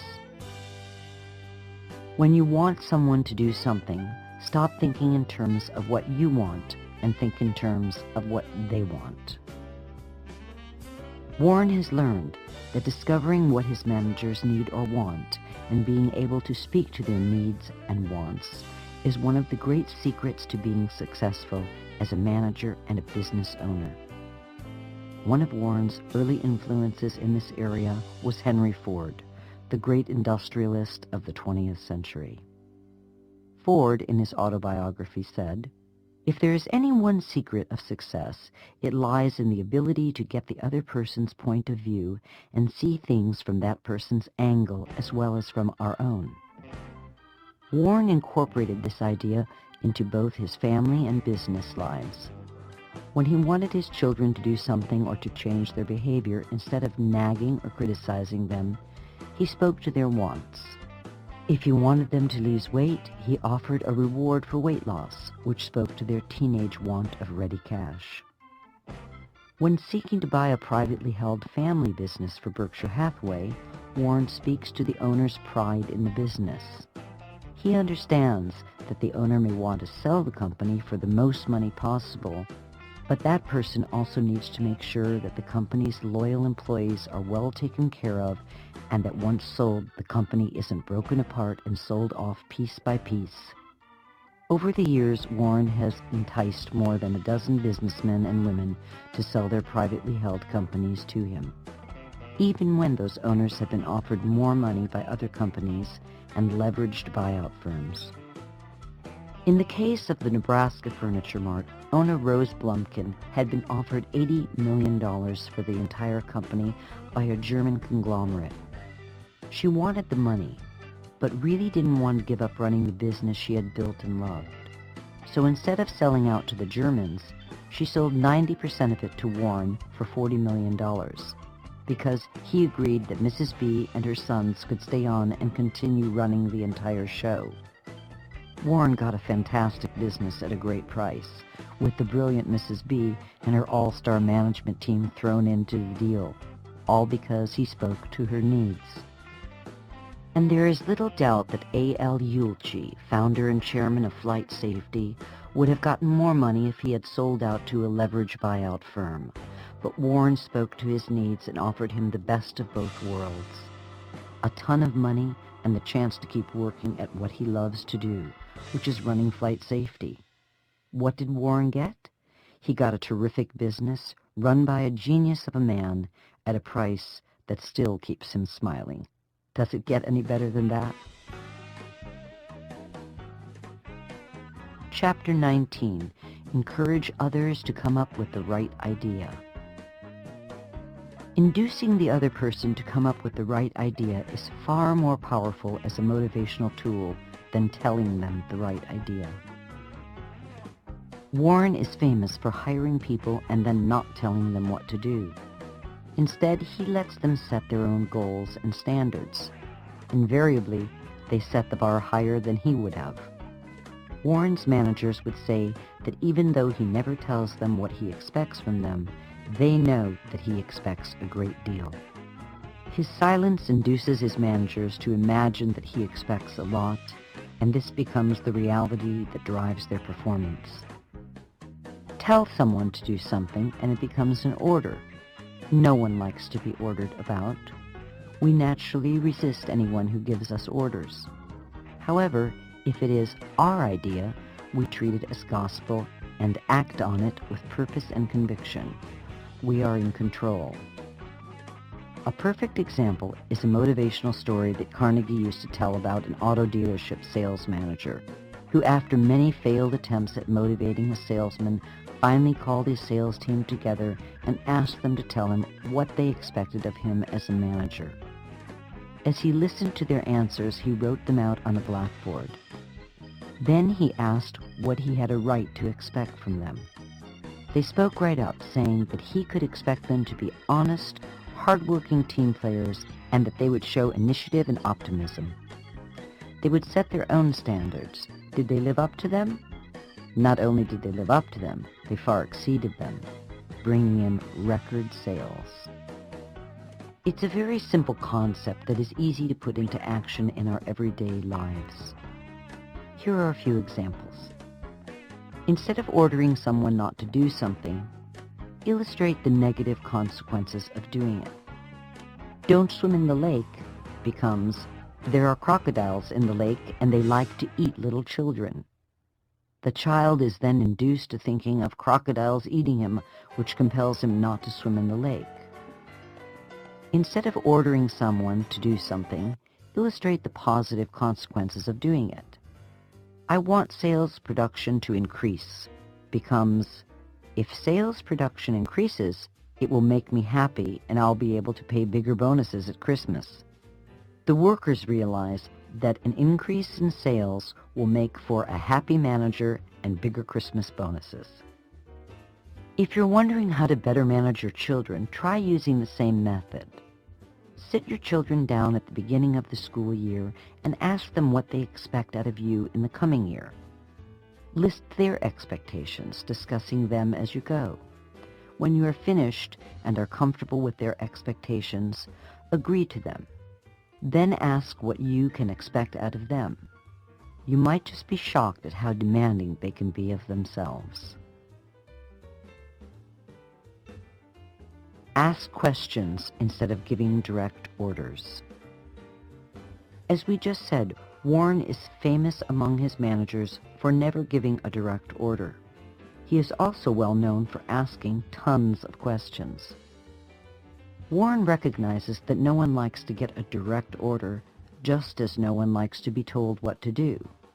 Bossy managers are usually hated and are the least likely to inspire workers to excel. A direct order might work in the military, but in civilian life it can cause lingering bitterness that drags on performance. Warren learned that great managers give their orders indirectly by a way of making suggestions. One way to make a suggestion is simply by asking questions. Asking questions makes your suggestion more palatable and often stimulates employees to come up with their own ideas for solving the problem. We are more willing to act on our own ideas than to act on others' ideas, especially when we are being ordered around. It is always better to let people figure something out for themselves. If that's not possible, then give them a little nudge in the right direction with a suggestion framed as a question.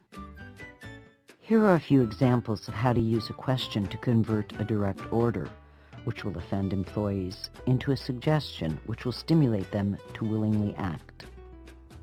Direct order. I want that job done by Monday. Suggestion. It would be great if we could get that job done by Monday. Do you think you can come up with a way to do that?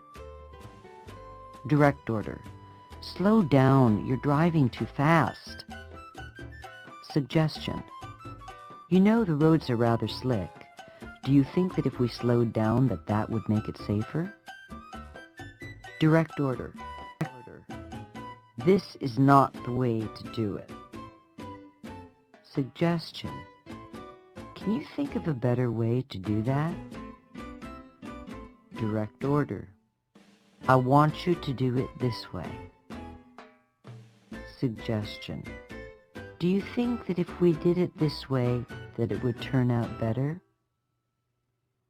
Direct order. When we go to the zoo, I want you to stay by my side. Suggestion.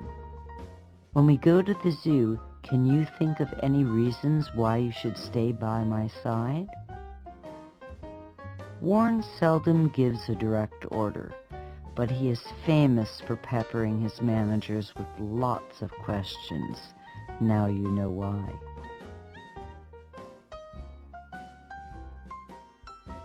Chapter 20.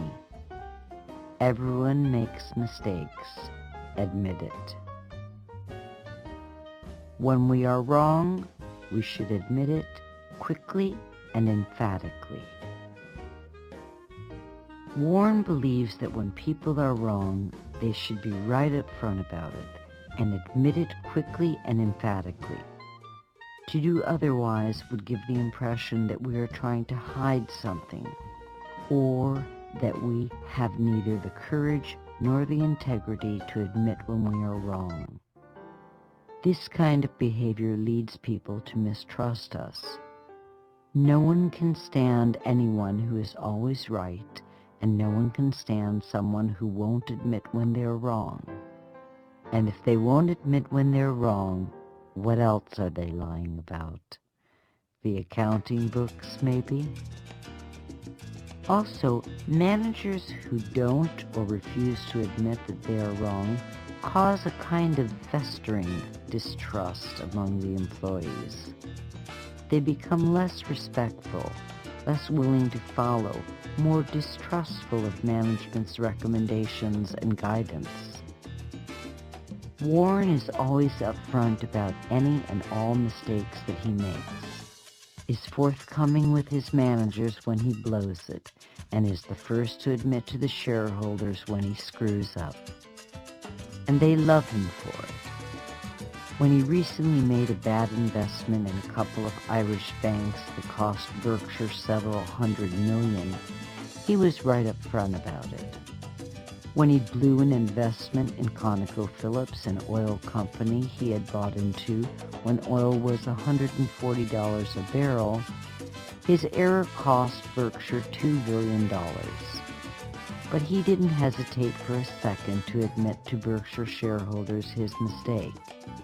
He didn't try to blame someone else or say that other people had made similar mistakes. He just said he made an error in judgment and it was his fault. By admitting when he was wrong and being forthcoming about it, Warren wins the trust of his employees and shareholders alike, and at the same time avoids all the political fallout that has taken down great men since the beginning of time.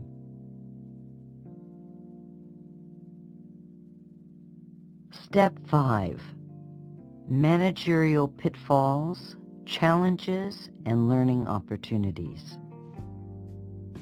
The final chapters in this audiobook include some of Warren's important axioms regarding the dangers of borrowing too much money, employees breaking the law, good ideas gone astray, making mistakes, managing sycophants, missing opportunities, seeing the road ahead, and a few bits of wisdom for managing our own lives.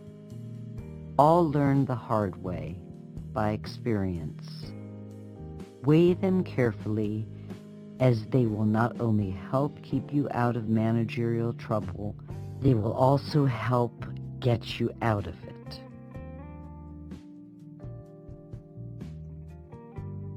Chapter 21. The Hidden Dangers of Making a Living on Borrowed Money. The roads of business are riddled with potholes. A plan that requires dodging them all is a plan for disaster. Warren Buffett. Managers of businesses that have to borrow a lot of money are gambling that they won't hit any economic potholes in the road ahead. Their business plan requires dodging problems. But even the best-run businesses can't dodge problems forever if they are heavily leveraged. Banks are the king of leverage. They have to borrow all that money they lend out, and most of that money was borrowed short-term and loaned out long-term. When those people who loan the money to the bank short-term want it back, and the bank can't pay it back, well, that's when things start to get messy. Economic change can offer lots of opportunity, provided we have the cash to take advantage of it. Economic change can also mean disaster if we have taken on too much debt to survive it. Life is full of economic change, always has been, always will be. Leverage is very tempting and always leads to trouble. Warren Buffett. The temptation of leverage is that it can dramatically improve the performance of any business for the manager who learns how to use it. Let's say that in a normal year, the business you manage earns a $6 million profit without any debt. You have a business opportunity that costs $100 million, but it will earn $15 million a year. This sounds promising, doesn't it? The catch is that your business doesn't have the $100 million needed to finance the deal.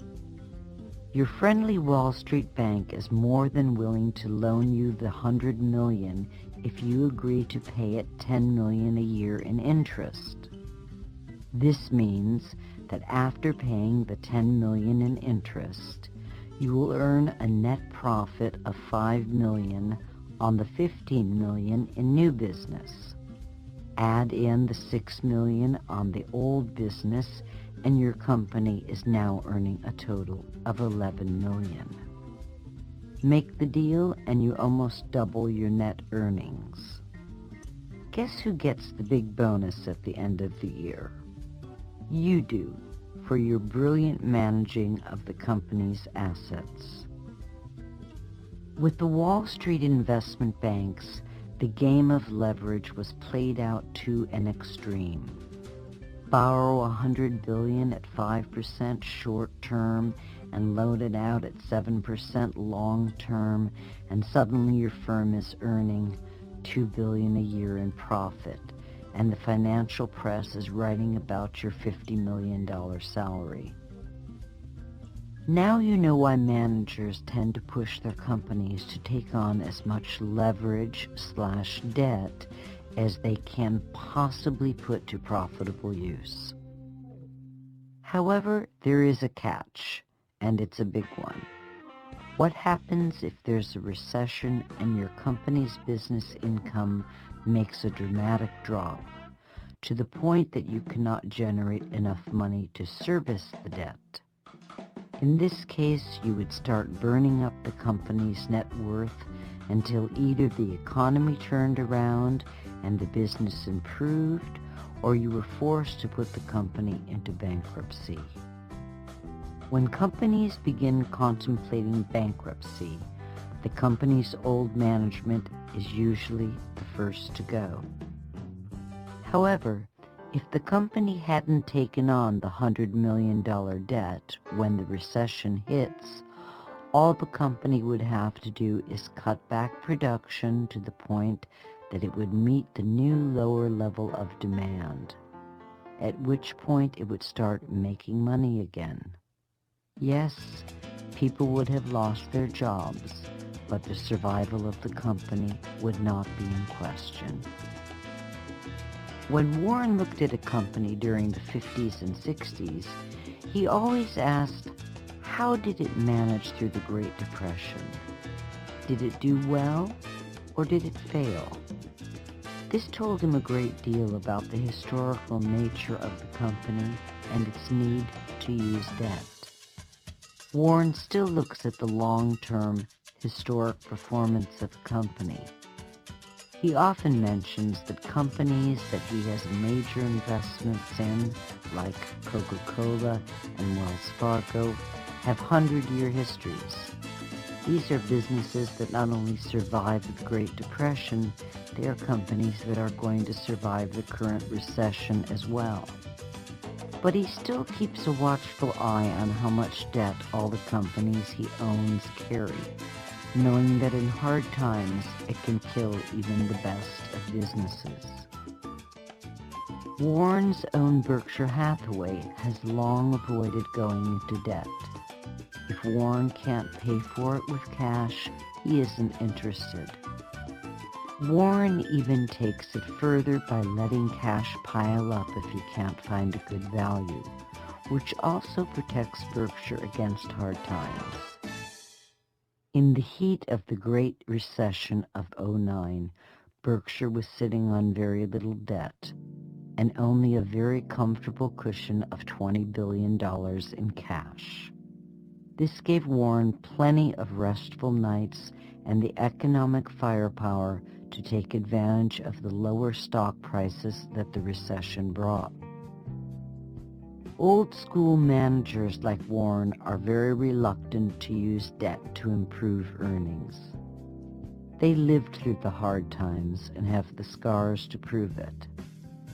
But in the last 15 years, the quick buck meant fast promotions and big bonuses, So the new generation piled on the debt, and in the Great Recession of '09, many found themselves dangling over the abyss of financial failure and the sudden end of their briefly successful careers. Sometimes old dogs know all the tricks.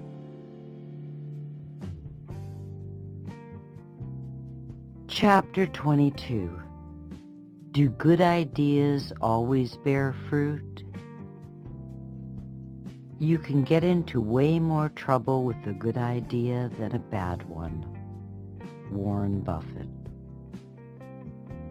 This is Warren quoting his late mentor Benjamin Graham, who taught Warren to take heed of the potential danger of a good idea. Managers never act on ideas they know are bad. These are killed at the start. But a good idea is acted upon, and if it is successful, it becomes an institution. Subprime mortgages were originally a good idea. They allowed good people with marginal credit to buy homes and mortgage brokers to make money. But eventually people with poor credit histories were qualifying for subprime mortgages. More people got homes and more mortgage brokers got even more money. Then one day we woke up to a recession and people started losing their jobs and they didn't have the money to make their subprime mortgage payments. Suddenly, the great idea started turning into a disaster.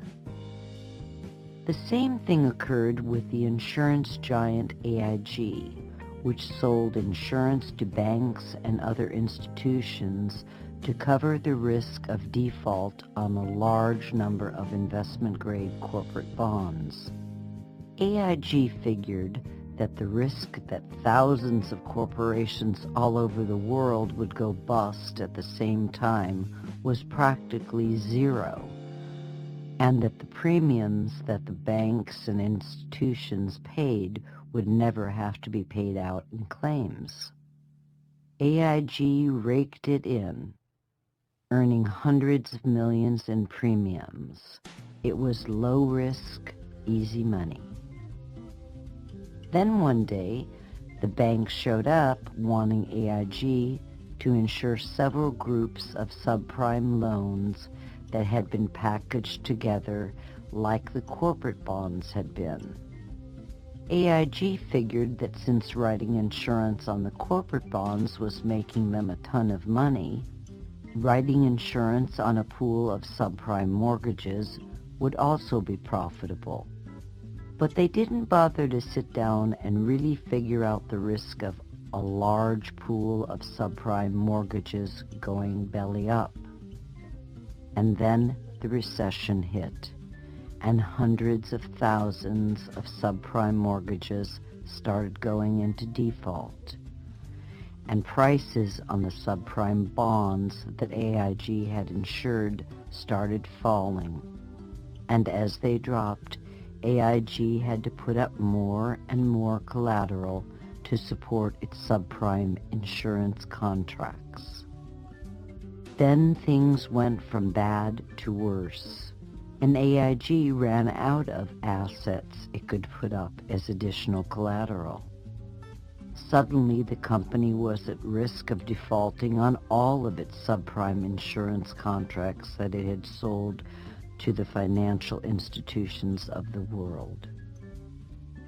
If AIG defaulted, all those banks and institutions it sold contracts to would be left with uninsured bond portfolios.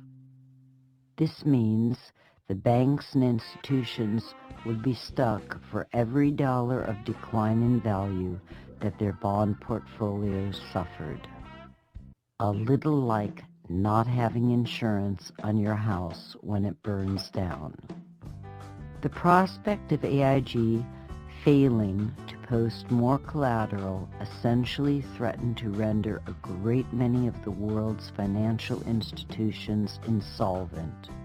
which would have meant a complete collapse of the world economy, which is why the U.S. Treasury stepped in with an $85 billion loan to AIG, because the entire game was on the table. In the end, a really great idea, insuring investment-grade corporate debt, got AIG into insuring pools of subprime mortgages, which turned out to be a really, really bad idea for AIG and the rest of the world. As Warren says, you can get into a lot more trouble with a good idea than a bad one.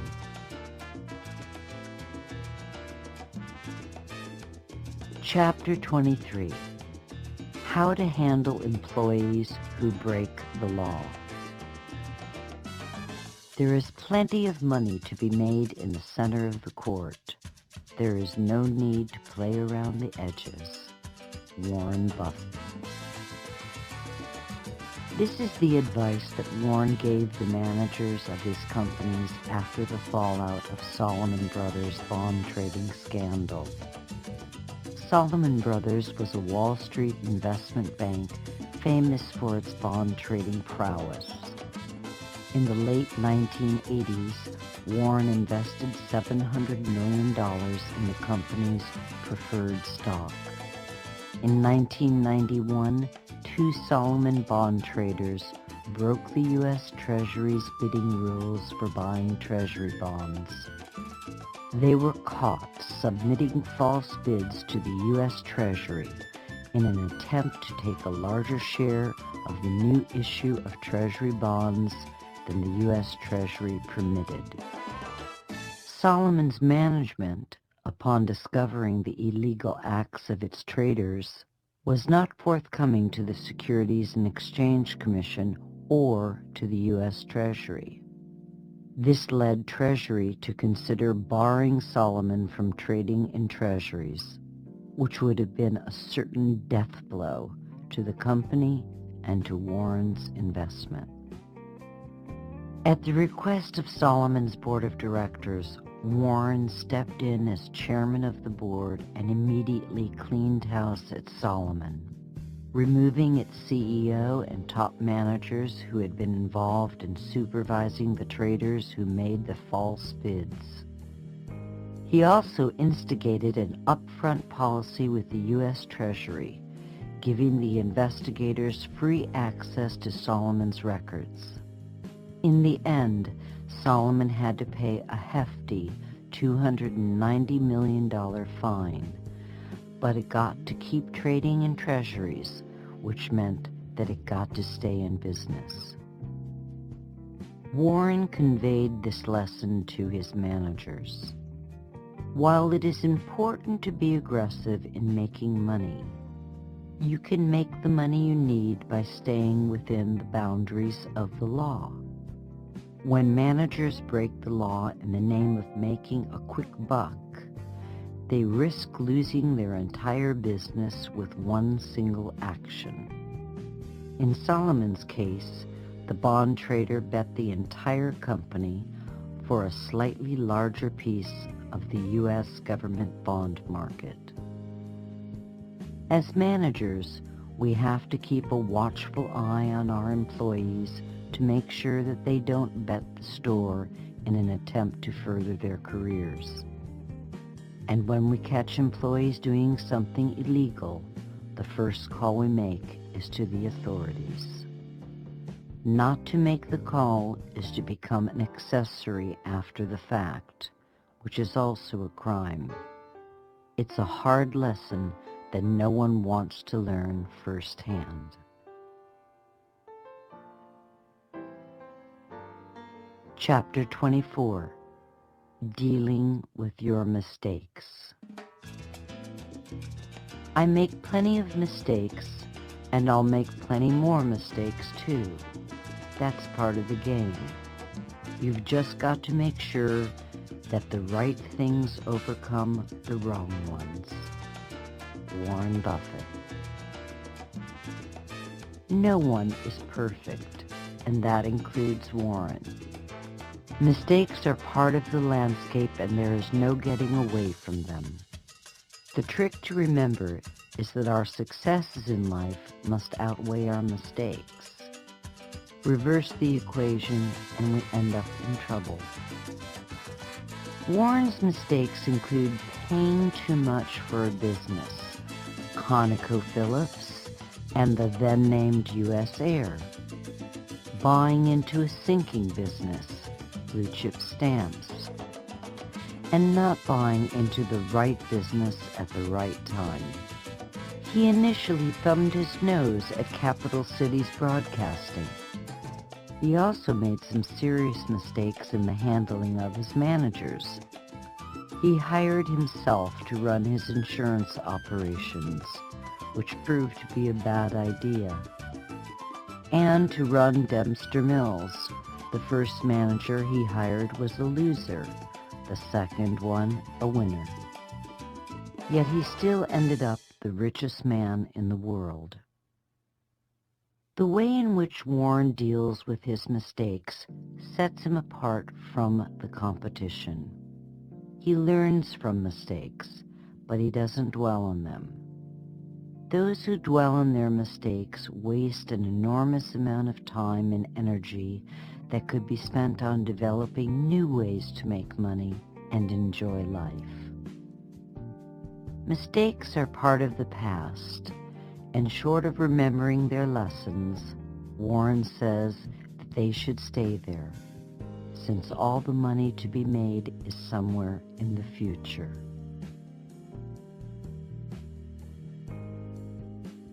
Chapter 25. Sycophants. Are they an asset or a liability? Of one thing be certain. If a CEO is enthused about a particularly foolish acquisition, both his internal staff and his outside advisors will come up with whatever projections are needed to justify his stance. Only in fairy tales are emperors told that they are naked. Warren Buffett. Leaders love to be loved. And in the process of needing to be loved, they surround themselves with yes people. Yes people make their living telling the boss how wonderful he or she is and how great his or her ideas are, even when that is not true. Why don't they tell the truth? Because that isn't their job. Their job is to say yes to the boss.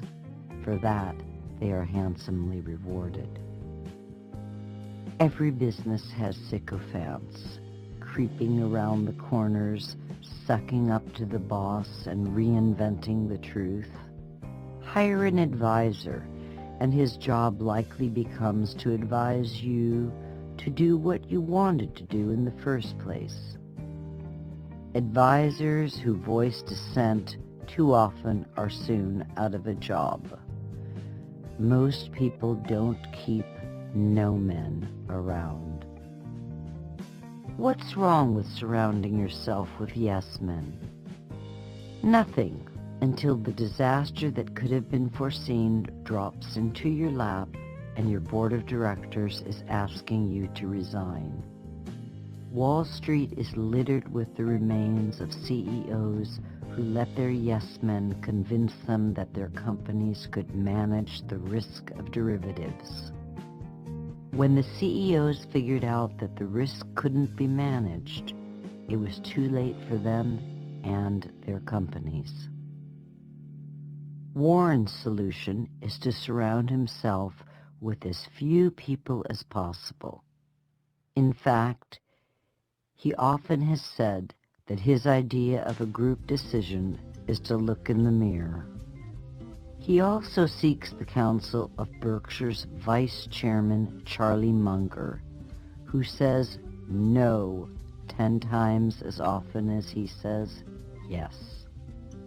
Warren thinks of Charlie as his no man, and while Charlie's no may never make him the life of the party, It has kept Warren from stepping into disaster on more than one occasion.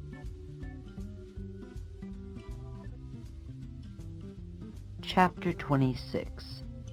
Learn from missed opportunities.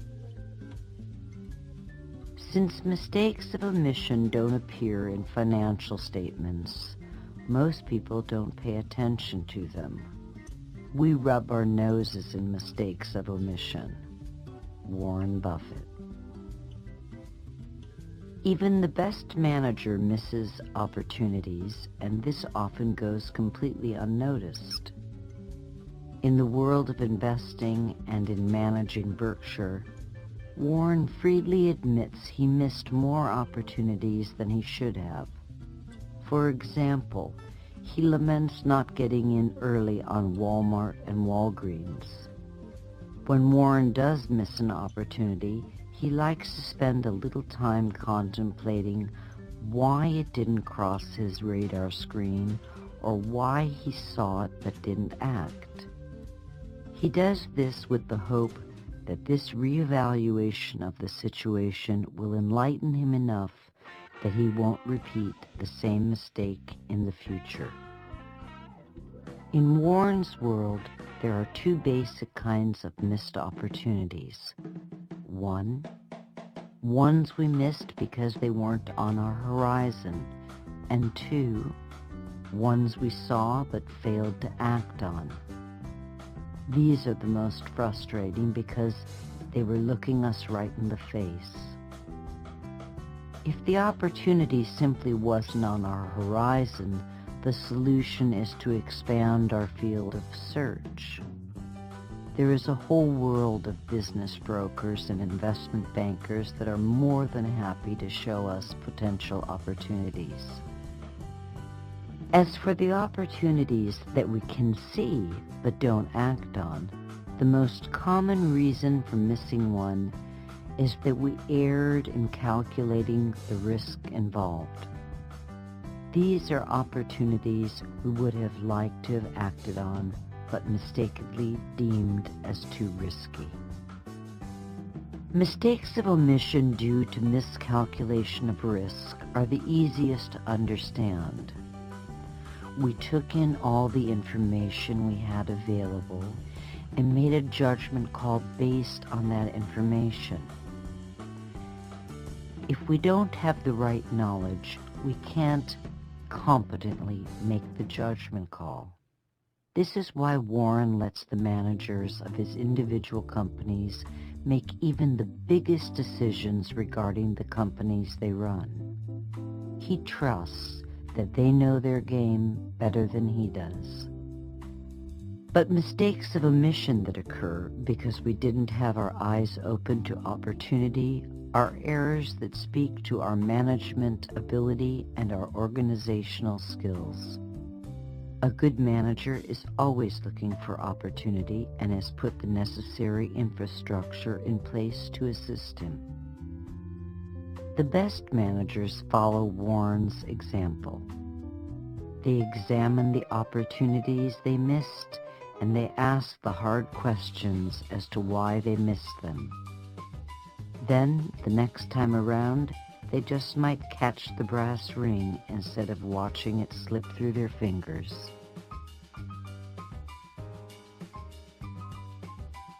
Chapter 27. Bank on the tried and true. You don't have to think of everything. It was Isaac Newton who said, "I've seen a little more of the world because I stood on the shoulders of giants." There is nothing wrong with standing on other people's shoulders. Warren Buffett. One of the great errors of young managers is that they think they have to have an original idea or some stroke of creative genius to catapult them to the top. These brilliant ideas, more often than not, lead to costly folly. Warren has discovered that the best ideas in business and life are the ones that are tried and true. where the chance of failure is almost nil. Where do these proven ideas come from? They come from other people and businesses that have successfully put them to work. By studying successful businesses, we can get dozens of great ideas about how to do something right. And by studying unsuccessful businesses, we can learn how easy it is to do something wrong. Miles Davis, the great jazz musician, once remarked, "Lesser artists borrow, great artists steal." The same can be said of great business managers. If we see a great idea, we should steal it and immediately put it to use. Where do we find these wonderful ideas? By studying the competition to see what they are doing right and what they did that was wrong. Rose Blumkin, who founded the Nebraska Furniture Mart in the 1930s, brought with her from Russia the simplest merchandising concept of discounting prices in the name of increasing volume, which she implemented at her store. The local established merchants refused to discount, and Rose took away tons of their business. So much, in fact, that they sued her for unfair trade practices. Her defense was simple. The other merchants charged too much. The judge ruled in Rose's favor, and the next day he and his wife went down to her store and bought carpeting for their home. Rose didn't invent discounting. She borrowed an idea that merchants were using in Russia and used it to make money in her new home in America. Jack Ringwald owned and operated a small insurance company called National Indemnity in Warren's hometown of Omaha. Jack ran his company with a keen eye on costs and was fanatical about underwriting discipline. He would only write insurance if he knew it would make him money. If rates dropped, he simply stopped writing policies, even if it meant having his staff sit around doing nothing, which he could afford to do because he had built up a surplus of capital during the good times. He once told Warren, "There is no such thing as a bad risk. There are only bad rates." Jack made himself rich running his business this way, and when Warren bought National Indemnity, he not only kept Jack's philosophy of disciplined underwriting in place, he put it into practice in every insurance company he has invested in since. Disciplined underwriting has allowed Berkshire to grow from being a small insurance company in Omaha to one of the largest insurance operations in the world. You don't have to stand on top of Mount Everest to know that it's high, and you don't have to be a genius to identify a great manager or a well-run business. But once you do, pay attention and start learning from the pros.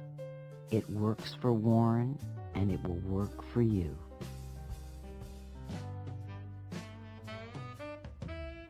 Chapter 28.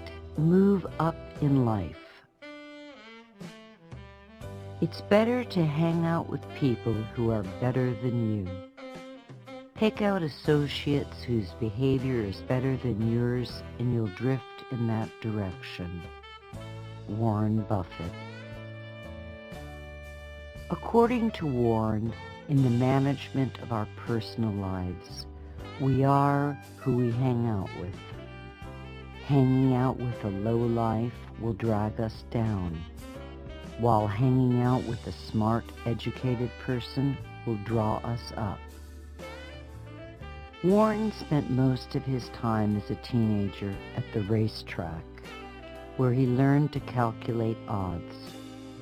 Instead of falling into a life of gambling, however, he was able to put his knowledge of calculating probability to use in college and graduate school. He found mentors who were considerably older and wiser than he, who took an interest in him and steered him into the world of finance and investing. He moved up. In Warren's early days of running an investment partnership, he cultivated friendships with Omaha's business elite, including Nick Newman, who took warehousing techniques developed during World War II and used them to create the modern supermarket chain, and Jack Ringwalt, founder of the National Indemnity Company, who introduced Warren to the concept of disciplined underwriting. Later in life, he spent time with Katharine Graham, owner of the Washington Post, and Bill Gates, founder of Microsoft. These friendships paid off for Warren over the years and gave him creative, successful business role models to emulate. Warren's lesson here: we are who we associate with. Aim high in your associations and you will get to the top. Aim low and there is no telling how low you'll go.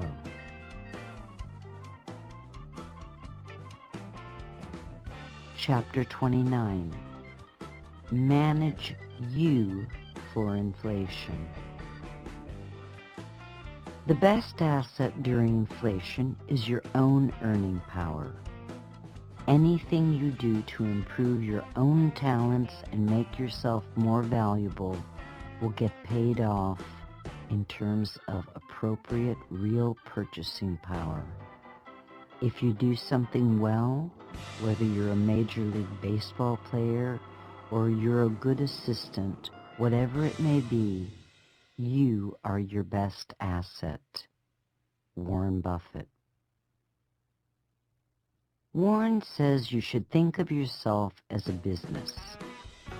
Although you may not look like a business or act like a business, you're a business with an infinite ability to earn, and your greatest asset is yourself. When you're young and inexperienced, your business doesn't make much money, but the more education and experience you acquire, the more your earning potential increases. Education and experience are the two keys to getting your business up and running. Whether you are an accountant or a rock star, everyone starts at the bottom and works their way up. Yes, Daddy may have opened a door or two, but the reality is that to get to the top and stay at the top, you must have the energy and drive to excel at your chosen craft or profession. Warren believes that you should take good care of your business, which means taking good care of your health and getting a good education. You should find ways to improve your earning potential and protect it from disaster. When it comes to staying ahead of inflation, nothing beats your potential to earn. The more special your business is, the freer you are to raise prices. People in unique professions have always had the upper hand as an inflation hedge because the lack of competition allows them to charge more for their services. The rule here is simple.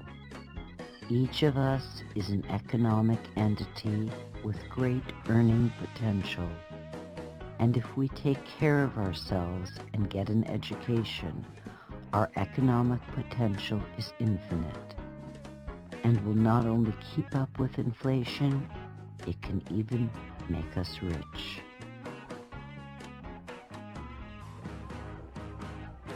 Chapter 30. Managing personal borrowing. You can't borrow money at 18 or 20% and come out ahead. I can't. I'd go broke. So stay away from debt as much as possible. When you get an amount for a reasonable down payment, you find a home you like, buy it. But don't do it until you can handle it, and take on obligations you can handle. Avoid the others. Warren Buffett. The world of retailing has gone from selling you a product to selling you the money to buy a product. The modern merchant makes money loaning consumers the money to make purchases. It used to be that merchants made their money on the markup of merchandise, but in the age of volume discounting and stiff competition, those margins have slowly eroded. But imagine if you could make money not only on the sale of goods, but also by loaning the customer the money to make the purchases. You get to cash in twice, when the consumer borrows the money and when he spends it. When businesses learned that they could loan us money at 18 to 20%, they figured out very quickly that they could make more money by loaning money than they could by selling goods. Credit card companies figured this out years ago.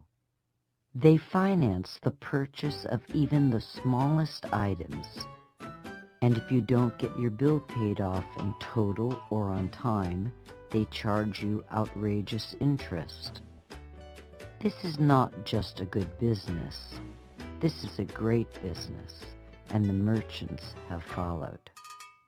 Modern furniture, appliance, and computer stores are now banks in disguise. They would much rather finance your purchase of a new TV or refrigerator than allow you to pay in cash.